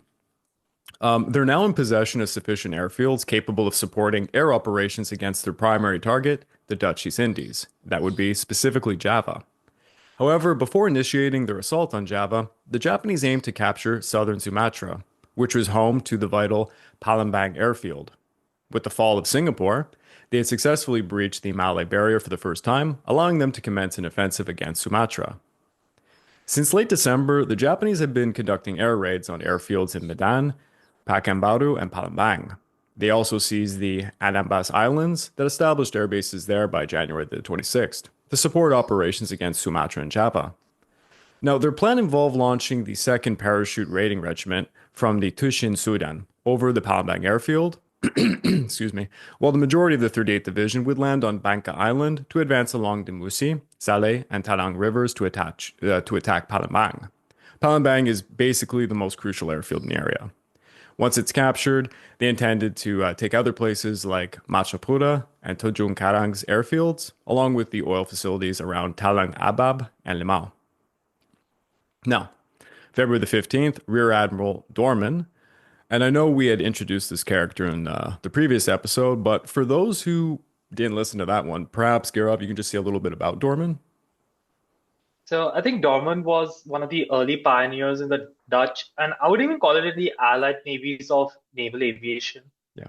Career naval officer, promoted to rear admiral. So he was only second to Admiral Helfrich. And unfortunately, he is not really too experienced again, I would say, with surface ships, since the best part of 1920s and 30s, he was kind of like focusing on naval aviation, trying to get the push. And ultimately, when the the Dutch government just kind of put scrap end to the plan, he just requested a transfer to a posting where he could possibly be of some use. That's how he ends up in the Dutch East Indies. Now, again, this man's very aggressive, like his superior officer. And yeah, as we will see that he's going to play quite a central role for some of our upcoming battles that we have. Definitely. In retrospect, in the 1920s, everyone became quite fascinated with naval aviation. For the Dutch, they probably should have focused on submarine warfare. It would have especially been helpful in the Pacific because the majority of the damage they inflict upon the Japanese throughout the Pacific War is with submarines. And quite early on, they were the only ones actually putting any hurt on the Japanese because they were the ones with torpedoes that worked. True, and as you mentioned in the previous episode, it was the doctrine practice where the US still believed that the submarines are just a recon and more of a support craft. Only when engaging in battles, it's not supposed to be like a lone raider. Yeah. Granted, also right now the American torpedoes are completely useless overall. They They don't are know that. gonna be, they don't know that yet, but it's something that they are going to discover with quite a rude awakening in the next few months of the war. So yeah, I guess that's why we have Shipper Day Helfrich. Yeah, exactly. So I think I'll just add this. The overall commander of the Dutch Navy, Admiral Helfrich, was an even more aggressive character Yeah. than Dorman. And he was given the nickname Ship a Day Helfrich since under his command, the Dutch had been sinking a ship a day of the the Dutch navies. They were sinking at least one ship of the Japanese a day, which was exponentially more tonnage sunk in the early part of the war than the British and American combined. Yeah. And And I think the only thing we should add, Craig, as a reminder, is right now the Americans, British, Australians, and Dutch are kind of in a coalition, you could say, and operating under a unified umbrella called ABDACOM, yeah. which is America, Britain, Dutch, Australian Command. And initially, the Admiral Thomas Hart, commander of the US Asiatic Fleet, was in charge. However, given the difficult styles of personalities, where one, Thomas Hart is a very conservative admiral, always wanted to keep his forces and not really engage, whereas the Dutch admirals at the time were like, just go and attack, just throw everything we got. And they wanted a more aggressive defense. And Thomas Hart ends up getting replaced in no small part thanks to a lot of pressure from the British and French government leaders. And Admiral Helfrich now takes over the naval arm. But unfortunately, the strategic initiative has been given to the Japanese on a silver tray. Definitely. And we have Admiral Dorman. So at this point, he's leading the ABDA Strike Force, which consists of 5 cruisers and 10 destroyers. And he wants to confront the invading force. Because unlike the British and the Americans, who've basically lost everything they have in the Pacific, the Dutch have not yet lost all of their crown jewels, and they kind of want to do something to defend them. Unfortunately for his strike force, they encounter a Japanese float plane from the carrier Ryujo. 11 Kates and 23 Vals unleash an assault on Dorman's fleet. The executors sustained minor damage, and some U.S. destroyers were hit. Recalling the blunder of the Battle of Makassar Strait, which definitely was an enormous blunder, Dorman decided to retreat this time. Although his force suffered only minor damage, it marked a second humiliating defeat at the hands of the Japanese air forces. Consequently, the ABDA Strike Force withdrew to Java, which was now bracing itself for an impending attack. The RAF attempted to target the Imperial Japanese Navy, but they only succeeded in sinking one transport, the Atwamaru. By February the 16th, all remaining ABDA personnel had returned to Java, or India at this point. The Japanese began landing paratroopers at Palakalampatang, and they overwhelmed the Dutch and British defenders, seizing the Palembang airfield. The Dutch went to work destroying their oil refineries and rubber dumps, but in the end, the Japanese seized the airfield, and now they had the base to launch attacks upon Batavia and West Java. And I apologize to the audience, because I can certainly hear it. My parrots are losing their mind right now, screaming at, I think, a dog outside or something, because I can hear a dog barking. So I hope I I think can this edit time the audio. I will admit even I heard them. Okay, yeah, That's a it's first. 2 Senegalese parrots are just losing their mind. To carry on through the screeching, the Japanese would go on to further capture Sumatra, thus effectively surrounding Java. So if you have a map out, basically the Japanese have taken just about everything and they're circling in around Java, where the majority of the land forces are to defend it. Meanwhile, the Japanese aim to also capture additional territories such as Bali and Timor, which would be the last remnants of Java's defenses. To invade Bali, the Kanemura detachment of the 48th Division, commanded by Kanemura Matabe, was selected. The invasion force consisted of 2 transports escorted by 1 cruiser, the Nagara, and 7 destroyers. Our friend Admiral Hilfrich soon became aware of the operation against Bali, and he met with Dorman on February the 18th to formulate a battle plan against the Japanese. In late February, Dorman's fleet faced immense challenges. By mid-February, Vice Admiral Choichi Nagumo, who I'm not sure, did you want to speak a little bit about Nagumo? Well, I think since we've introduced the Allied admirals, it's no doubt we should definitely look at the Japanese admirals who played a role in this campaign. Mhm. And Nagumo's definitely amongst the naval personnel, the most famous admiral participating in this conflict. Definitely. So Admiral Nagumo, which we will discuss quite a bit, in a future engagements, was one of the most senior commanders within the Imperial Japanese Navy.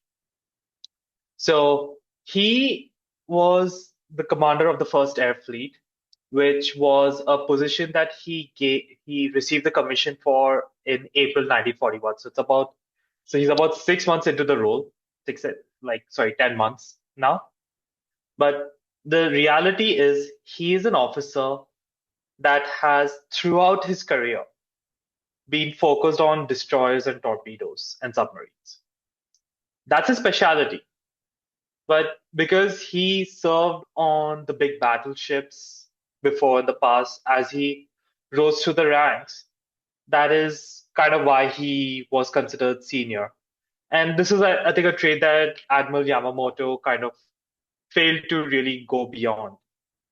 And I think this is not only a Japanese Navy thing, it's pretty much in all the navies at this time, that if you served on a battleship, you are a great naval guy. There are exceptions to the norm. You have like Admiral Cunningham from Britain, who was area commander but served on destroyers. But yeah, that is Nagumo.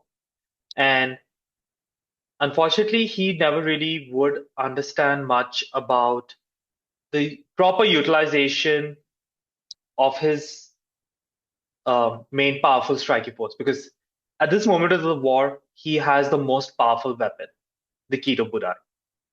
He has 6 combat-ready carriers with experienced crews and the best fighters around, fighters and dive bombers in the Pacific.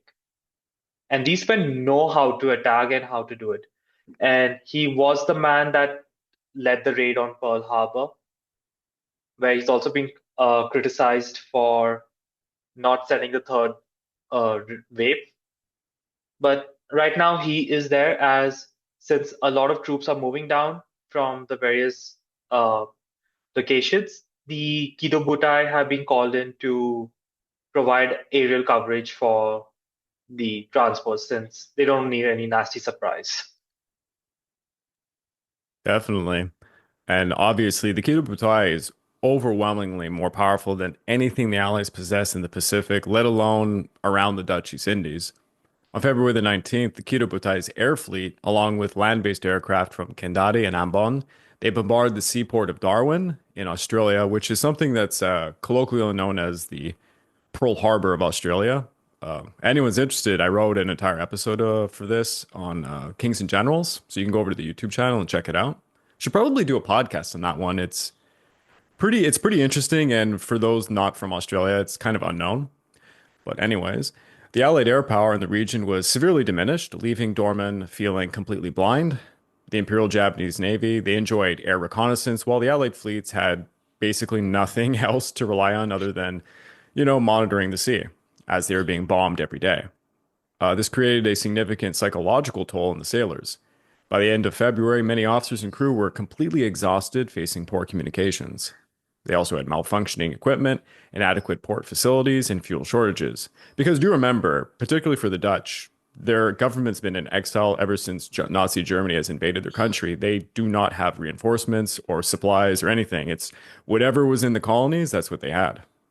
Not a great And I think situation. I'll also just add that the Dutch Land Forces Commander Hein ter Poorten, he did recognize that they are in a really unprepared state, and he did start to ramp up preparations, but he ran out of time.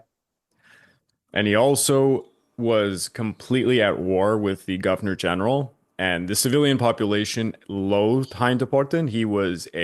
To be frank, he was an asshole. He was a very stern, kind of anal-like guy, and he brushed everybody wrong.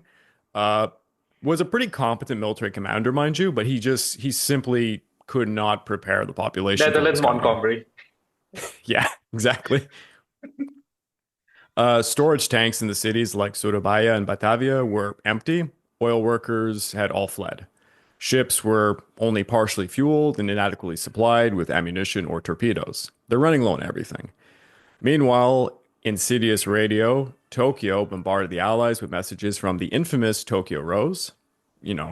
Anyone knows that story. She would talk in a Californian accent because she had lived in the United States for so long, and she would say things like this direct quote: "Poor American boys, your ships are swiftly being sunk. You haven't a chance. Why die to defend foreign soil that never belonged to the Dutch or British in the first place?" So, she would do this every day, really cutting deep into the Allied morale. And going back in time a little bit, following the fall of Singapore, Admiral Yamamoto, commanding upon the battleship Nagato, anchored in Hiroshima, was determined to keep the Allies on edge. He insisted on an early assault upon Java, predicting that the Allied naval and air forces in the Dutch East Indies were simply too weak to even pose a threat to their naval forces. His confidence led him to send Nagumo's carrier group to the Indian Ocean to disrupt Allied shipping. So yeah, the Indian Ocean raid was a whole other thing that we can actually talk about in another episode. It's a pretty interesting conflict. But compounding all of these challenges, the ABDA Strike Force under Dorman faced significant logistical difficulties due to his multinational composition and makeshift command structure. Communication issues were exacerbated by Dorman's limited English proficiency, with one American destroyer captain describing the situation as farcical. The strike force lacked signal books and common codes because, of course, it's British, Americans, Australians, and Dutch working together. Their navies have completely different signal books. And this forced Dorman's flagship to communicate using blinker lights in plain English, which, as anyone can imagine during World War II, is pretty impractical amidst the chaos of battle. To be frank, even in World War I, this would be ridiculous to do this. So, a major complication was also that many of the warships were dispersed, operating from various naval bases. Consequently, the decision was made to orchestrate the attack upon the Japanese in 3 waves, each group launching separate assaults against what they believed to be a much larger Imperial Japanese naval force. The first group consisted of the Dutch cruisers De Ruyter and Java, the Dutch destroyers Kortenaar and Pietijn, and the American destroyers Pope and John D. Ford. They're all going to be coming from a place called Chiletap. It's a very hard one to pronounce. And they're going to enter the Badung Strait from the south. The second group included the Dutch cruiser Trump and the American destroyers Stuart, Parrott, John D. Edwards, and Pillsbury, departing from Surabaya and Rantai Bay. The final group comprised 9 Dutch torpedo boats approaching from the south. Despite the really quick planning, the Japanese had already entered the Sanur anchorage by midnight, successfully landing troops on Bali in the early hours of February the 19th. So the Dutch had been foiled from trying to attack before the invasion force began landing. The Kanemura detachment went west, capturing Denpasar barracks and the Kuta airfield with basically no opposition. Thus, Bali effectively was neutralized, and by the end of the week, it was completely under the control of the Japanese. However, the Japanese warships faced some challenges during this operation. Back on the 19th, 4 destroyers and a transport were attacked by 13 American B-17s and 7 Douglas A-24s, all originating from Java. The transport Sagami Maru was hit, her engines, prompting the Japanese Navy to fear her loss, and consequently, the destroyers Arashio and Michishio escorted her back to Makassar Strait, while Asashio and Oshio remained in Sanur anchorage to protect the other transports until it was about nightfall. Shortly before midnight, Dorman's cruisers, the HNLMS De Ruyter and Java, along with 4 destroyers, they began entering the Badung Strait. The plan was pretty flawed, very poorly executed, primarily due to the sluggishness of the Dutch cruisers. Because remember, when you haven't had proper maintenance with something like a World War II era ship, mind you, a lot of these ships are from World War I era, they're going to lose their knots, they're not going to be performing very well. The first wave of ABDA Strike Force ships could not locate the Japanese warships, prompting Java to activate her searchlights, and they began firing star shells at what appeared to be silhouettes near the Bali shore. Those silhouettes turned out to be the Oshio, which alerted the other Japanese destroyers, allowing them to charge the invading force. The slower Dutch cruisers enabled the Japanese destroyers to easily cross their T of Java and De Ruyter, who were firing wildly at the approaching destroyers, claiming multiple hits. I would just say right now, radar for every side is quite in its infancy. Oh yeah, if they're even using it at all. Yeah. And I think even when we see later in the Pacific War with the US with their most sophisticated radar for night action, the effective range I think was about 25 kilometers or so at the most. Oh, that's pretty far though, but yeah, yeah. So I think God, that really just says like, especially a night attack, how chaotic slash risky or ineffective it could be. especially against the Japanese, who I'm going to get into it a little bit further into this episode, but the Japanese have a distinct edge in night combat, a very distinct edge. So as I was saying, the slower Dutch cruisers, they were easily outmatched by the Japanese, who crossed the T of Japan-Ruta, they were firing wildly at the destroyers, and they claimed multiple hits, but in reality, the damage was quite minimal. The Asashio scored a few hits on Java's port midsection, but this caused little harm. The Dutch cruisers then lost contact. They mistakenly believed that they inflicted significant damage, and they began retreating northeast through the Lombok Strait after about 10 minutes of combat. So they think that they actually gave the Japanese a licking there.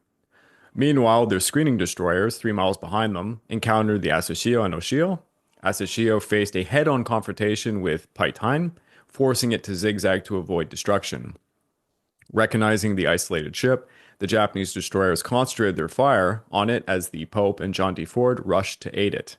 At about 11:10 p.m., Paitain launched torpedoes, but while maneuvering, it was hit in the engine room, leaving it dead in the water and engulfed in flames. This made Paitain a very easy target, as you can imagine, and both the Oshio and Asashio launched 9 torpedoes at the drifting destroyer, completely obliterating it in an instant. Paitain's captain, Lieutenant Commander Chomp, and his fellow officer were posthumously awarded medals for their gallantry in this battle. Following Paitain's loss, Pope and John D. Ford went on the defensive, firing their last torpedoes and shelling the enemy as they retreated north through the Badung Strait. Fortunately for the Allies, the Oshio and Asashio mistakenly identified each other and they began firing upon each other, causing quite a bit of damage. So again, even the Japanese, who've prided themselves at night fighting and trained for this, can end up shooting upon themselves, because that's the early World War II night fights are like that. They're insane. Really pretty I think crazy. I'll just give it that the Japanese, since they practically never relied on radar for night fighting, at least I can at least give them a little pass for that. Oh yeah. And we're gonna get into that. The Japanese basically most of the Allies went one direction, and the Japanese had their own direction as far as what they were gonna do. If it was a skill tree, they certainly took an interesting one. So as the situation was unfolding, Admiral Kubo ordered the Aroshio and Mitsushio to abandon the transports that they were escorting and to return to the strait for assistance. They arrived just as the first ABDA wave departed, missing the battle but encountering the second ABDA wave. The second ABDA wave reached the southern tip of Bali at around 1:09 a.m., 3 hours later. The four destroyers and the cruiser Trump, commanded by Captain J.B. de Meesta, were met with a barrage of unreadable green lights. De Meesta hesitated, a recurring issue with the multinational strike force. But Captain Bineford, commanding the destroyers, understood the importance of surprise in naval engagements, and he ordered his destroyers to launch torpedoes at the green lights. The USS Stuart, Parrott, and Pillsbury each fired torpedoes, but the Japanese easily evaded them, and to be honest, most of these torpedoes would not have blown up anyways. Soon, the Japanese force vanished into the night, leading to a deadly cat-and-mouse game. Stuart sighted Asashio and Oshio, and they fired star shells, torpedoes, and salvos. The Japanese destroyers dodged the torpedo spread and then returned fire upon the Stuart. A ricocheting shell killed a sailor and wounded an officer aboard the Stuart, which then suffered a direct hit in her steering engine room, causing a loss of control. Chaos ensued, with Parrott nearly colliding with Stuart. Although Stuart eventually regained control, the disarray caused the entire formation to abandon their pursuit of the transports at the anchorage, redirecting northwards through the strait. The Dutch Trump then activated its large searchlights, making it an easy target for the nearby Japanese destroyers. Trump endured a barrage of shells from Asashio, which struck her torpedo tubes, bridge, and main fire control director. Trump managed to evade a torpedo spread from the Oshio, but, she was lucky. That would have sunk her, to be honest. But during all of this onslaught, Lieutenant First Class Ritsima van Eyck and Sub-Lieutenant Kriegsveld were both killed, alongside another 30 crew members who were wounded from all the gunfire. With their fire control director incapacitated, Trump struggled to retaliate effectively, inflicting minimal damage back upon the Oshio and the Asoshio. The second wave then withdrew northwards from the strait, as Trump's captain concluded that their mission was simply over. Unfortunately, at that moment, the Arashio and Mitsushio arrived directly in front of the retreating allies. So, heading southwest, the Arashio and Mitsushio found themselves in a precarious situation, with John, Edwards, and Stewart to their starboard, and the Trump and Pillsbury to their port. Stewart activated her searchlights and launched torpedoes, followed by salvos. Mitsushio began being trapped in a crossfire while attempting to turn north, sustaining crippling fire from John D. Edwards. Mitsushio's engines were destroyed, leaving her dead in the water, and over 96 casualties at that point. She was raked by additional salvos, but fortunately the Allies did not stop to finish her off, and they simply continued their escape through the strait. After all of the crossfire, both sides resumed their respective courses at very high speed, searching for signs of each other. The Japanese continued their search southwards for more enemy ships, and 3 hours later, the third wave of 7 torpedo boats arrived. The torpedo boats noticed signs of a very fierce battle, and they entered the strait ready to engage the enemy. But they found no one. The Japanese had completed their operation and made their own escape, following the engagement of the second wave. To add to the Allies' misfortune, upon arriving at the Surabaya dock, the Stuart rolled as the dock was being drained, causing severe damage. The destruction was so extensive that Stuart would not be repaired before the fall of Java. Unfortunately for her. Tromp also sustained significant damage and would require extensive repairs, necessitating a trip to Australia. So that in essence was what we would call the Battle of the Badung Strait, and as you can see, it was a complete disaster for the ABDA Strike Force. The Japanese suffered only minor damage to a single empty transport and 1 destroyer. It was, of course, humiliating. The 2 Allied waves had more than enough strength to defeat the Japanese, yet the ABDA Strike Force lost 1 destroyer and had another with a light cruiser severely damaged. Ultimately, the battle was a significant victory for the Japanese. The Asashio and Oshio demonstrated remarkable skill in countering a much larger force. The destroyer Paitain was sunk, and the other Allied ships suffered quite a lot of damage. Dorman failed once again to achieve a victory against the Japanese due to poor planning. His battle strategy displayed a lack of tactical judgment by over-relying on surface gunfire. Coupled with the darkness of night, this allowed the Japanese to exploit their superior torpedoes much more effectively. While the Dutch, unlike I think should also be noted that the way that they just attack in these waves, because they're not concentrating their forces, not really helping as well. Definitely. Given the Japanese have time to literally lick their wounds a bit before each wave even came into the picture. And we can't forget, the Japanese are wielding the greatest weapon at the time for this kind of engagement, the Type 93 long lance torpedo. So they have a dependable torpedo that has longer range than anything else. I don't think anyone had a torpedo that could even match the range at the time. So the Dutch I think right now in the world, no one beats the Japanese torpedoes. Yeah. So it wasn't looking good for the Dutch in this battle nonetheless. And honestly, engaging the Japanese at night, while they had to do so because it negated the Japanese air supremacy, the Japanese trained for night fighting. So it was always going to be in the Japanese. It was going to be in their pocket nonetheless. Now we're coming up to another battle that's a little bit more complex, I'd say. By the end of February, the Japanese now controlled much of what is called Dutch Timor and the area of Dili on the northeast. Despite the Japanese effectively neutralizing Timor, the Australians mounted a fierce guerrilla resistance movement. It was based out of the south and east of Timor. The Australian commandos hid in the mountain range, and they were commencing raids against the Japanese using Timorese native guides. Now, with all of that in mind, the final defenses of Java were basically neutralized, allowing the main invasion of the island to commence. By the end of February, Japan had tightened its grip, squeezing Java, the vital center of the Dutch East Indies. The 3 southern assaults on Java were all successful. To the north, key airfields and oil facilities were seized in eastern Borneo, the Makassar Strait, and the Celebes. To the east, the Japanese maintained control over Bali and Timor.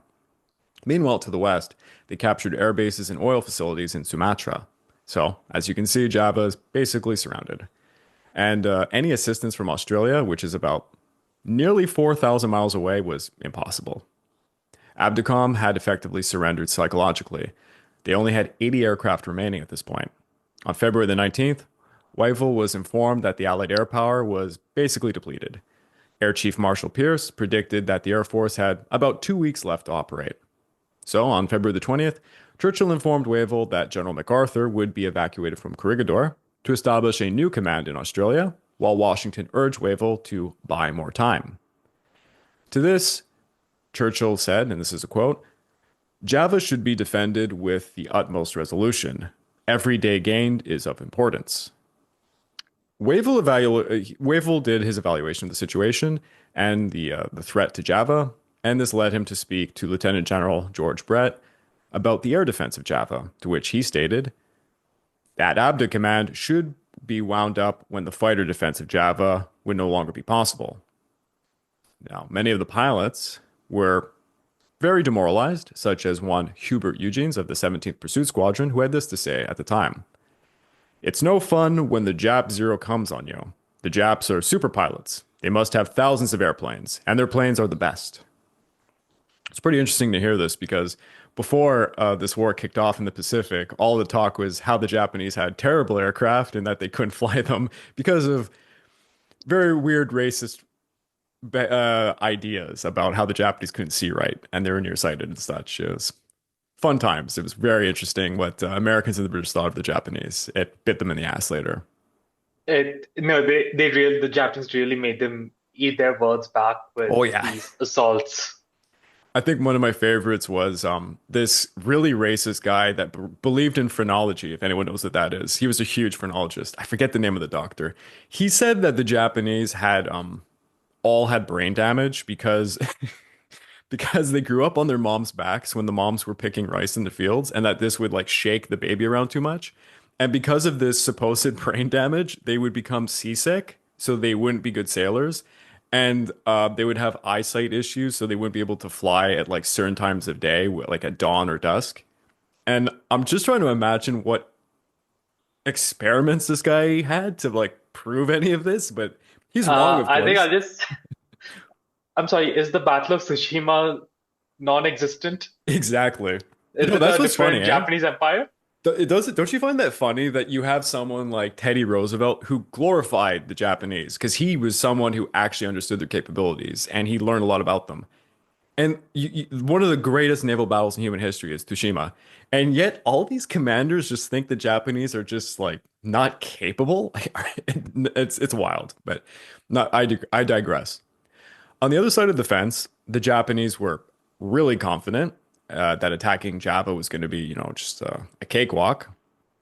We even have Ozawa stating this quote, Japanese preparation could not have been more complete, thorough, or effective. Virtually defenseless, Java now hung like a ripe plum ready to fall into our hands. It's a very classic Japanese quote there. With permission from Wavell, Air Marshal Pierce, Brett both withdrew their aircraft from Java on February the 22nd, and then Wavell sent this message back to Churchill on the same day. It's a rather long quote. Here it is. I am afraid that the defense of ABDA has been broken down, and that the defense of Java cannot last long. Anything put into Java can now do little to prolong the struggle. It is more of a question of what you will choose to save. I see little further usefulness for this HQ. Last, about myself. I am, as ever, entirely willing to do my best where you think best send me. I have failed you and President here, where a better man may have perhaps have succeeded. I hate the idea of leaving the stout-hearted Dutchmen, and I will remain here and fight it out with them as long as possible if you consider this would help them at all. Good wishes. I am afraid you are having a very difficult period, but I know your courage will shine through it. If you kind of read between the lines, it kind of sounds like Wavell's like, can you please give me another command and get me out of here? I don't know. That's how I read that one a little bit. I think it's just crazy because Churchill literally had just thanked him for his performances in North Africa. Yep. If I'm not mistaken. Yep. It's incredible. Like Wavell just gets bounced around and around and around. What an interesting military career at the beginning of World War II for this guy. What was it the British used to call it? By pushing them up the stairs. It was a way of getting rid of commanders by promoting them. They had like a term for it, but yeah, he's one of those guys. I know because I was listening to a podcast about World War One, and that's exactly what Joffrey did to Petain in 1916. Yeah, yeah, exactly. We're gonna have a lot of fun, by the way. Once we do the World War One episodes, which are gonna be very grand, we'll figure it out. But there's so much to play with there. It's gonna be fun. Back to the story at hand. We are now at February the 26th, and a Western assault convoy consisting of 56 transports was located just 250 miles from Western Java. The convoy was protected by 3 light cruisers, 13 destroyers, and 1 aircraft carrier, the Ryujo. Meanwhile, an Eastern assault convoy of 40 transports, just about 200 miles from Eastern Java, was escorted by 2 cruisers and 8 destroyers. The overall command of this naval invasion was Rear Admiral Takeo Takagi. I know you said a little bit about him in the previous episode, but maybe just to replenish the audience's memory. So yeah, Takagi again was a cruiser and destroyer man when he joined the Japanese Navy.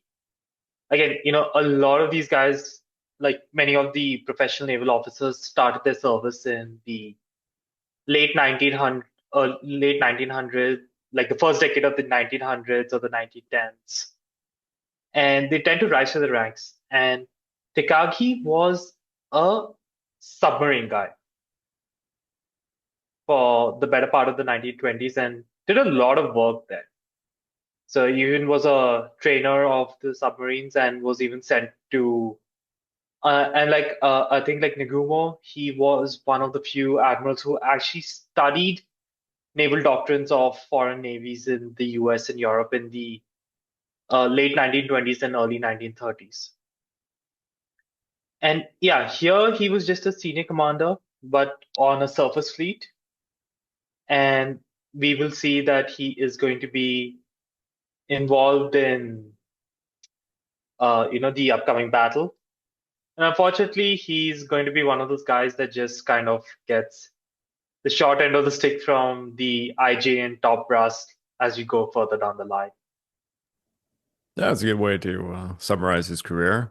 If I had to say in a few words about him, he was a very capable admiral, very cautious though. He's a very cautious one, compared to most Japanese. I think I would say at this moment of time, of all the naval officers present in the Pacific theater of operations, it's quite clear that the Japanese have the better leadership here. Oh, definitely, absolutely. It also helps to be on the winning end of engagements because confidence instills something into a commander. You know, when a commander feels very confident, his morale is up with his men, he's able to fully employ basically anything. And the initiative is in the Japanese hands. So they're controlling when and where things are going to happen. So you always have major advantages. I mean, it's overwhelming in this case, mind you. But reconnaissance reports of the impending invasion began to flood in. Admiral Dorman took to the sea because he was going to go down with the fight. Aware that they could not possibly block both invasion forces, he decided he was going to confront the first one to reach Java, and that was going to be the Eastern Assault Force. For the Dutch, achieving a naval victory was the only possible way to save Java. I mean, it's impossible, but yeah, the only way to try and save Java. While for the Japanese, engaging the enemy was essential to protect their troop transports. Dorman boarded his flagship, Die Ruta, and he signaled to the British, American, and Australians, in plain English, this quote: "I am proceeding to intercept the enemy unit. Follow me, details later." That's the best. That is like, damn the consequences, full steam ahead. Yeah.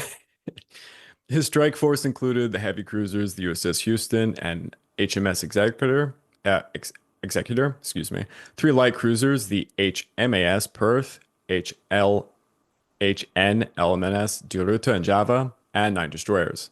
Sorry, it's so hard to switch from all the different countries' signals. They faced several challenges, including a Dutch destroyer with engine troubles that forced the entire fleet to reduce to a speed of 26 knots. That is not good. Communication was again difficult for Dorman, as the ABDA Strike Force lacked common signal books or codes. Consequently, his flagship had to still use the blinker lights in plain English, and that's not going to be great. A young lieutenant aboard the Houston remarked that it felt like, quote, 11 all-star playing Sorry, 11 All-Stars playing Notre Dame without a single practice session. So we got a football guy here. The Japanese reconnaissance planes tracked Dorman's fleet and relayed contact reports back to Takagi well before any engagement would happen. Takagi was well aware of Dorman's speed and course, and he ordered the troop ships to move just further north to avoid any danger, as he dispatched his cruisers and destroyers to confront the enemy.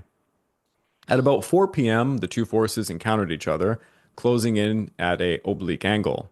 The cruiser Jintsu initiated the battle by firing at the destroyer Electra from 16 kilometers away. At a range of about 28,000 yards, the Japanese heavy cruisers Haguro and Nachi opened fire with their 8-inch guns. Brightly colored water erupted on either side of the ABDA fleet as the shells were filled with dye markers for spotting. Actually, I'm not quite sure if anybody but the Japanese was using this as for their gun spotting. I don't think so. At least from what I've read, the German Navy did not use it, the Royal Navy did not use it, neither did the American Navy. Yeah, But I think, and if I'm not mistaken, every ship had its own color, or yeah, at least, the class of ship. So a battleship shells would have a different color to the cruisers, to the destroyers. And if I remember correctly, during Leyte Gulf, a lot of the American destroyers were actually using it and sailing into that, betting that the Japanese are not going to hit the same place twice. And it yeah, kind of gave yeah. it helped them a lot. It was a double-edged sword. For those to try and explain, if you're a gunner on top of one of these ships, you were basically using the splashes in the water to try and gauge, how you're firing upon a certain ship. But if 20 ships are firing, then you don't know which splashes are yours. So the Japanese, they made these colored dyes for their shells so that they could indicate, okay, this ship, let's say, is using pink, the ship's using green, whatever it might be. And that's actually, it's super intelligent. It's a great way to, improve your gunnery.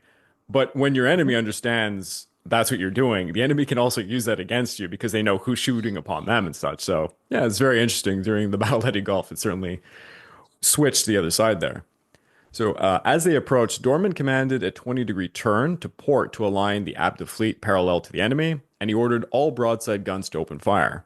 Within minutes, the Houston executor began firing, sending up red-dyed splashes around the Japanese column.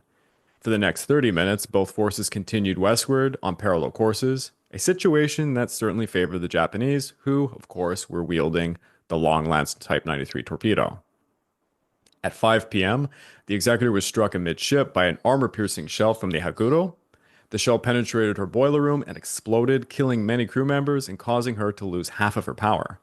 The cruiser had to turn to port to avoid colliding with the Houston behind her, and the executor then limped back towards Surabaya. She was mistaking executors' retreat for a general withdrawal. The Houston disengaged and began to turn, creating a massive confusion within the entire fleet.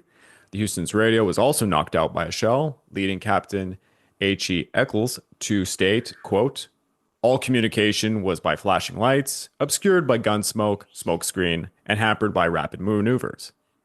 So, no one was basically seeing whatever Dorman signals were because this is insane. You're in the middle of the combat. You can't just keep looking for signal lights on the flagship. It was never going to work. At about 5:15, nearly 14 kilometers away, the 4th Squadron of Rear Admiral Nishimura Shoji, and I'm not sure, did you have anything on Nishimura?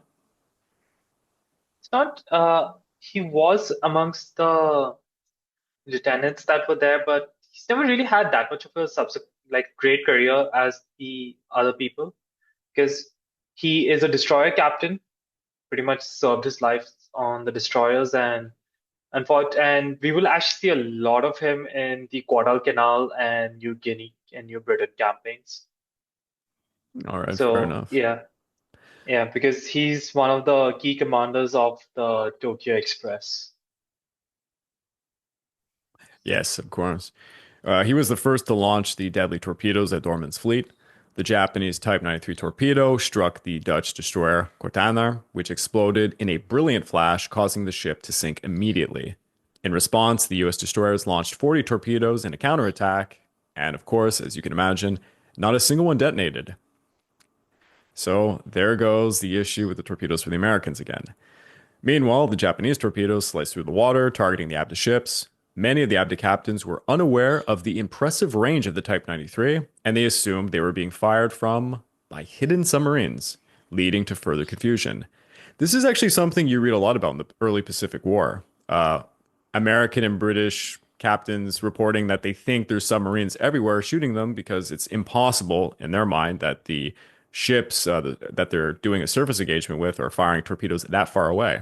But the Type 93, if I'm not mistaken, has a range of like 20 plus, what, 22 something kilometers, something like that. It's an insane I range. think one of the reasons that the Japanese torpedoes were so good is the propulsion system it used and stuff like that battery and kind of like a fuel mix. They had an oxygen-led propulsion system. Yep. This is And I think extreme. that so its effective range was firing a torpedo at around 24,000 yards at speeds of up to 50 knots, God which damn. is really fast. Yeah. Even like torpedo boats don't go that fast. Yep. And just so that maybe it's a bit easier for people to understand, that's up to 93 kilometers an hour. So you're cruising down the highway That was at those fast. Yeah. speeds. Uh, And yep. you could pretty much also double the range almost at 40,000 plus yards. That's the maximum range. But the speed of the torpedo would have to be reduced to about 36 knots or 67 kilometers an hour. One of the captains at the time, Captain Eichels, he had this to remark. The crystal ball was our only method of anticipating the intentions of the commander of the combined striking force. Orders came in rapid succession, such as counterattack, cancel counterattack, make smoke, and cover my retirement. So yeah, Dorman is signaling into the void, and things are not going well. By 5:25, Dorman orders a smokescreen, allowing the cruisers to disengage and to try and escape southeast towards the Japanese coast. And he hoped to evade the IGN Strike Force, which thus far had gained the upper hand upon him. Now, at 6 p.m., British destroyers attempted a counterattack, inflicting minor damage on the destroyers the Jinsu and Asagumo. However, the Japanese retaliated, hitting Electra's superstructure, severely damaging it, and igniting a serious fire that forced her crew to abandon ship. Despite his losses, Dorman regrouped and resolved to turn back northeast, while his remaining forces determined to eliminate the enemy and save Java. After about 2 hours of combat, Dorman's fleet then broke off their engagement and they began sailing southwards, seeking to evade the Japanese under the cover of night, hoping to target their transport still. The US destroyers returned to port to refuel and rearm. Cautiously, Takagi decided to head back north to avoid further attacks and to regroup. Again, like I said, for a Japanese, this is very cautious. They were overly aggressive, and most doctrine would say, yeah, just pursue the enemy and take them out. Dorman and the remaining ABDA command fleet, now reduced to just 4 cruisers, would encounter them again at 11 p.m., ready for revenge. So, this in essence is the end of what is loosely referred to as the first battle of Java Sea. Technically, there's a second one. It's a little confusing. The battle concluded as the night fell. Dorman then chose to return to port with the others. Instead, surprisingly, Dorman decided he was going to continue his attack, with the remaining forces at his disposal. So as the American destroyers are returning to Surabaya to refuel and rearm, leaving Dorman with just the 4 cruisers capable of fighting, he initially began retreating, like I said, south to safeguard his damaged warships, but then he decided he was going to fight. So at 9:25 p.m., disaster struck again as the British destroyer Jupiter was hit by a Dutch mine, which is really unfortunate. It exploded and sank within minutes. Against all odds, Dorman hoped to take his small force of 4 cruisers to head northeast to bypass the Japanese screening force and to try and hit the transports attempting to land troops on the Japanese coast. Without any air reconnaissance, this was a complete gamble. He was doing this completely blind. Meanwhile, the Japanese cruiser scout planes were out, dispatched to locate his force, and tried to figure out where they were going. The scout planes dropped flares over any dark shapes they spotted, hoping to illuminate them. At the same time, Japanese cruisers were firing star shells across the horizon, just trying to figure out where the enemy was. At 9:50 p.m., a parachute flare descended over one of Dorman's cruisers, leaving the crew feeling exposed as more flares began to fall all around them. Admiral Takagi swiftly maneuvered his ships for another attack. One of Takagi's lookouts aboard the cruiser Nachi scanned the horizon using their superior night vision binoculars. And here is where I'm finally going to talk about this. So for those who don't know, the Japanese were advancing radar technology like everybody else, of course, but this wasn't going to be their primary use for naval warfare. What they really did that no one else did was they began designing, the only way to describe it is these extremely large, made out of brass kind of binoculars. They were capable of absorbing 980 times more light than the human eye, allowing visibility of objects about 20 miles away. Many of these binoculars were produced by the Nippon Kogaku, which later became known as Nikon, so the camera company. The Japanese Navy also trained specifically for night combat, focused on tactics and equipment. Spotters were selected for their exceptional night vision, and crews practiced using searchlights or flares dropped from planes to illuminate targets, allowing gun crews, to shoot more accurately. So, just to summarize all of that, in general, the Japanese trained for night combat. They had specialized binocular equipment used by people who were specifically chosen for their night vision. So, you might think this is a bit silly, but for the first half of the Pacific War, the Japanese were basically the only ones capable of fighting at night, really, because radar And winning technology, easily. yeah, radar technology was in its infancy, but more importantly, despite having the technology, no one knew how to use it properly except for like the British. The Americans really, as we've already covered in previous episodes, they could not use it well. Yeah, I think it's like when the new cadre of officers start coming through into the positions of command, especially in the second half of 1943, we definitely see the better use of radar. Yeah. And I think this is testimony to these night watchers, I'll call them, Yeah. Yeah. on the even if I remember in New Britain, for example, I think when the US destroyers are going with their new radars, make contact with the Japanese. Still within a minute or so, the Japanese also, their lookouts have spotted and identified American warships and thus the Japanese they're not taken completely by surprise. Yeah. That's quite a testimony if you ask me. One thing I did forget to mention is on top of all of this night fighting capability, the Japanese were specifically learning how to use their Type 93 long lance torpedoes at night. So you can imagine they have probably the most devastating weapon to use at night, and they're trained specifically to do so. So throughout the 1930s, 1940s, while the United States and Britain developed their radar technology, Japan, I'm not going to say they didn't, it's not that they didn't, they just kind of overlooked it and they relied much more on their optical superiority, we'll call it. Until mid 1943, the Japanese are going to really prevail, but then the Americans are going to get a hand of how to use radar. And then the Americans are going to completely turn everything upon the Japanese because they fix their torpedoes. And you can imagine with radar and torpedoes at night, you can basically fire upon the Japanese without them knowing you were even there in the first place, as the Japanese are doing to them now. Now, returning back to the action, a lookout on the Nachi spotted Dorman ships at about 11 p.m. Both Takagi's lines began firing star shells at the four cruisers.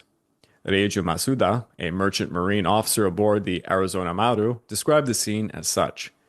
The thunder of big guns, flashes of light, flares in the dark sky, columns of fire.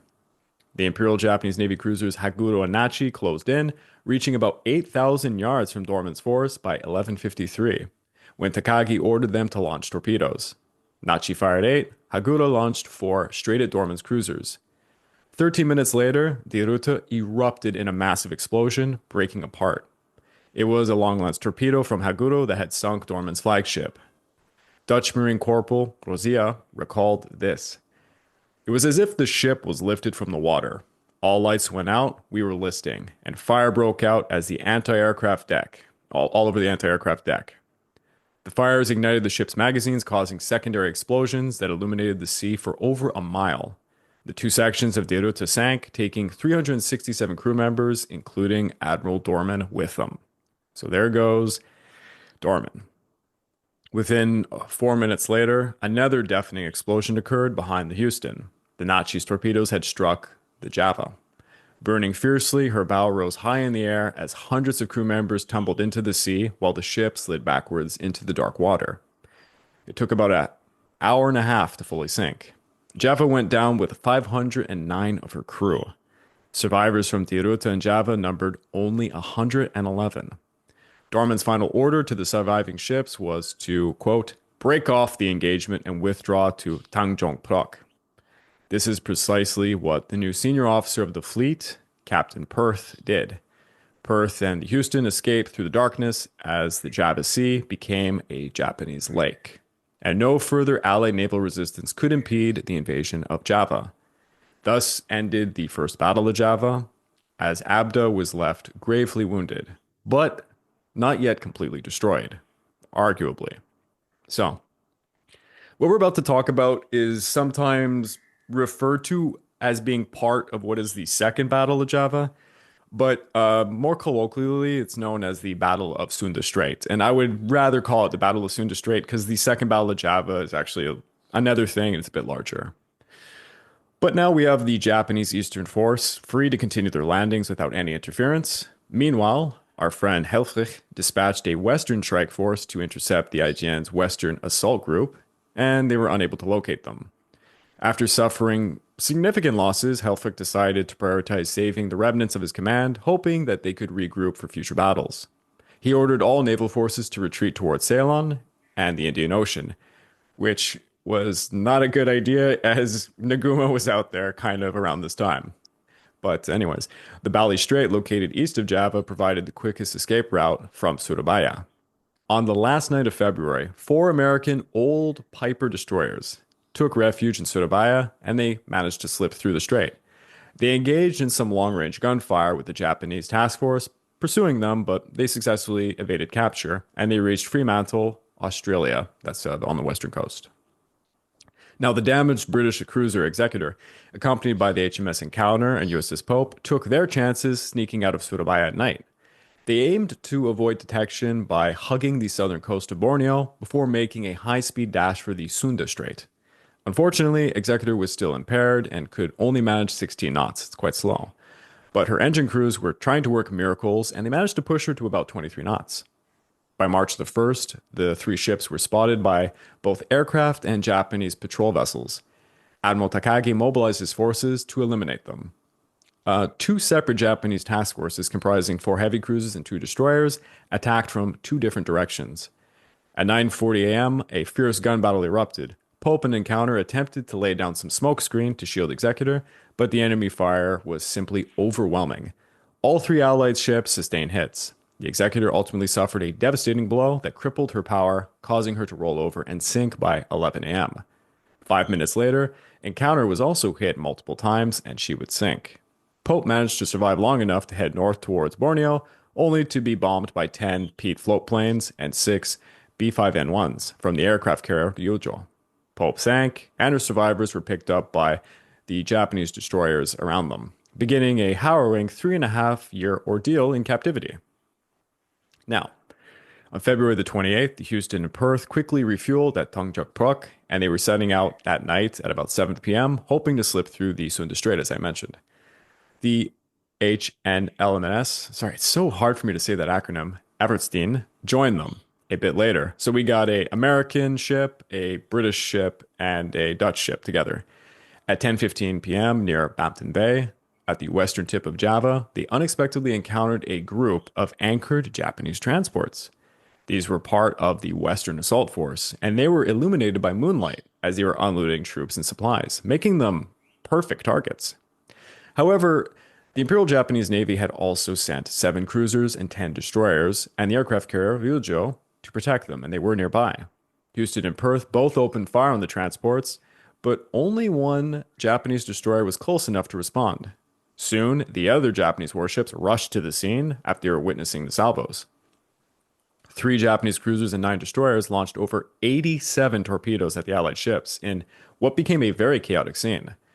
The Japanese destroyers created smoke screens, and the 12 Japanese vessels attempted to converge on the Allied warships from all sides. Several torpedoes missed Houston and Perth, striking the Japanese transports in the background instead. So this is a pretty good situation for the Allies. The 2 Allied ships found themselves quickly surrounded, though, by the Japanese warships, which unleashed a barrage of shells upon them. Japanese aircraft also began to circle overhead, adding to the chaos. Commander Mayer on board the Houston recalled this.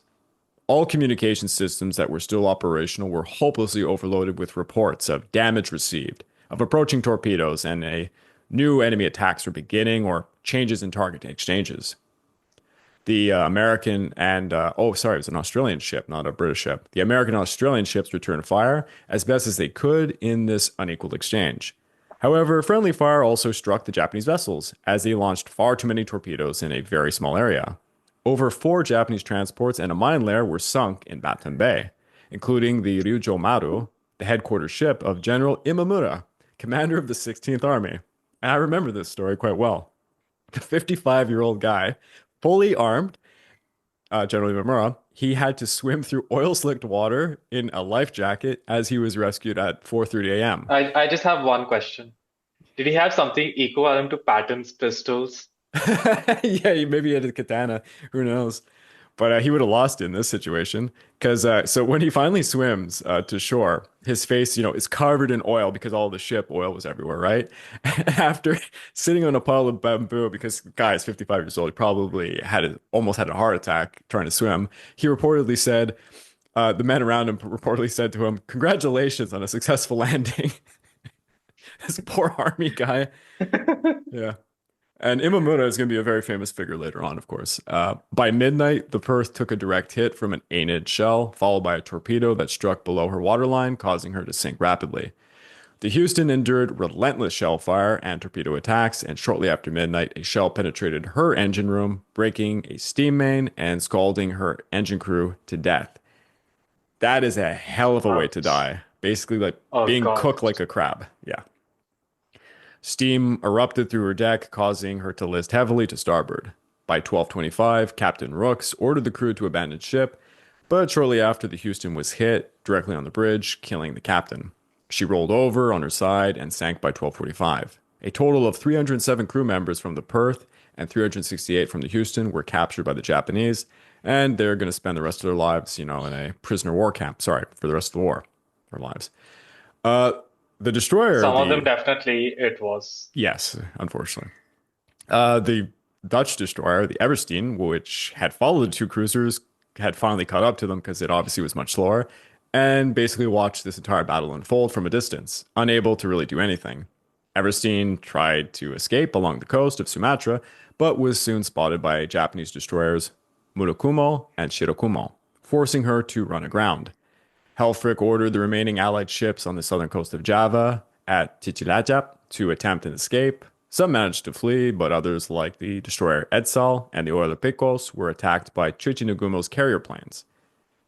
And thus ended, basically, what was the last real engagement by the Dutch against the Japanese. I mean, there are Dutch ships that are going to be fighting for the rest of the Pacific War, and there are Dutch submarines, but more or less, this ended I'll call it Dutch naval war against Japan. The ABDA fleet was annihilated. Yeah, if I'm not mistaken, whatever a good chunk of the Dutch naval assets actually went to Ceylon or Sri Lanka now. Yep. And I think they just pretty much operated at a very low intensity role for the rest of the war. Yeah, because at the beginning they were not a large force, but concentrated. They could engage smaller Japanese naval strike forces and such. Now they would just, go after merchant shipping, protect, escort supply routes and such like that. The background stuff. Unfortunately, and I think since we always highlight this, it's still very important to get the supplies. Absolutely. And just to summarize, after all was said and done, this ABDA fleet that we saw was annihilated. 10 ships were sunk. 2,173 sailors had died. Not a single Japanese warship had been sunk in defense of the Malay Barrier, which was broken. The immediate aftermath of the naval battle was met with criticism of the Dutch commanders, though none doubted their courage. One skipper on an American destroyer that escaped to Australia said this of Admiral Dorman upon his death: that he lacked a firm grasp of tactics and communications, but that the Dutch fought with unfaltering courage and dogged determination. They went to their deaths with grim foreknowledge. And one last thing, Admiral King said of the Java Sea campaign, it's a brutal quote, "It was a magnificent display of very bad strategy." Fuck. That's brutal, King. But overall, I thought it was important to just to talk about the Dutch naval struggle against the Japanese. We could have made this about both the Dutch naval struggle and the land forces and air forces for that matter, but it's a lot. The land battles are actually, although short compared to other ones, it's a ton to talk about. And the air war is interesting because the Dutch actually, given what they had, the statistics show that they were on par taking out the Japanese by a 1-to-1 ratio, which is insane because we're talking about zero fighters, modern bombers versus the Dutch were using Brewster Buffaloes and I think Martins as their bombing or something. If I'm not mistaken, they utilized their hidden airfields quite well for till Yep. they were actually discovered by the Japs. Yeah, I actually had a friend who wrote for me a long time ago about the Brewster Buffalo in general, and a very interesting service record here in the Pacific War on the side of the Dutch versus the Japanese, and in Finland. These were both two different variants of the original Brewster made to fit their climate. So as you can imagine, in Finland, it was for winter combat. And surprisingly, did very well against the Soviets because it was a very slow plane that could operate at night in colder climate. It did them well. It's a very good training plane, by the way. For the Dutch, I mean, they didn't have any choice in the matter. It was the planes that they had. Uh, but they did with what they had, they did a really good job. So it's admirable. The Dutch war against the Japanese, particularly the naval aspect of it, is you'd be lucky if you find it in the books. If you read Hirohito's, was it Hirohito at War by Francis Pike, he talks about it. And if you read Ian Toll's first book, I think it's called Pacific Crucible, he talks about it quite a bit in depth. Those are two decent books about the subject if people are interested. But before we go, I just want to say again, it's Christmas time. So if you're looking to further support this channel or give a gift to someone else, you can go over to my YouTube membership or my Patreon account found at www.patreon.com/the Pacific War Channel. I'm not so sure on the YouTube side of this, but I know you can gift a Patreon account to your friend. So, if you're looking for a last minute gift, it could be an interesting one. If you join either, you get access to the exclusive podcast. Like I said, the last episode was Who Financed World War One? And there'll be a poll going up a few weeks from now for the next one. And I think I know what the next episode is going to be because the second most voted episode was a really interesting subject. I think people want it. It was about the Sicilian Mafia's role in World War II. We'll see if it gets picked. You also get early access to all the content I make and voting rights for the subjects I will tackle next. I've said this in a few Pacific War Week by Week podcasts and the Fall and Rise of China podcast I do for KNG. If you guys go right now over to my YouTube channel, check out my email address. You can be found there.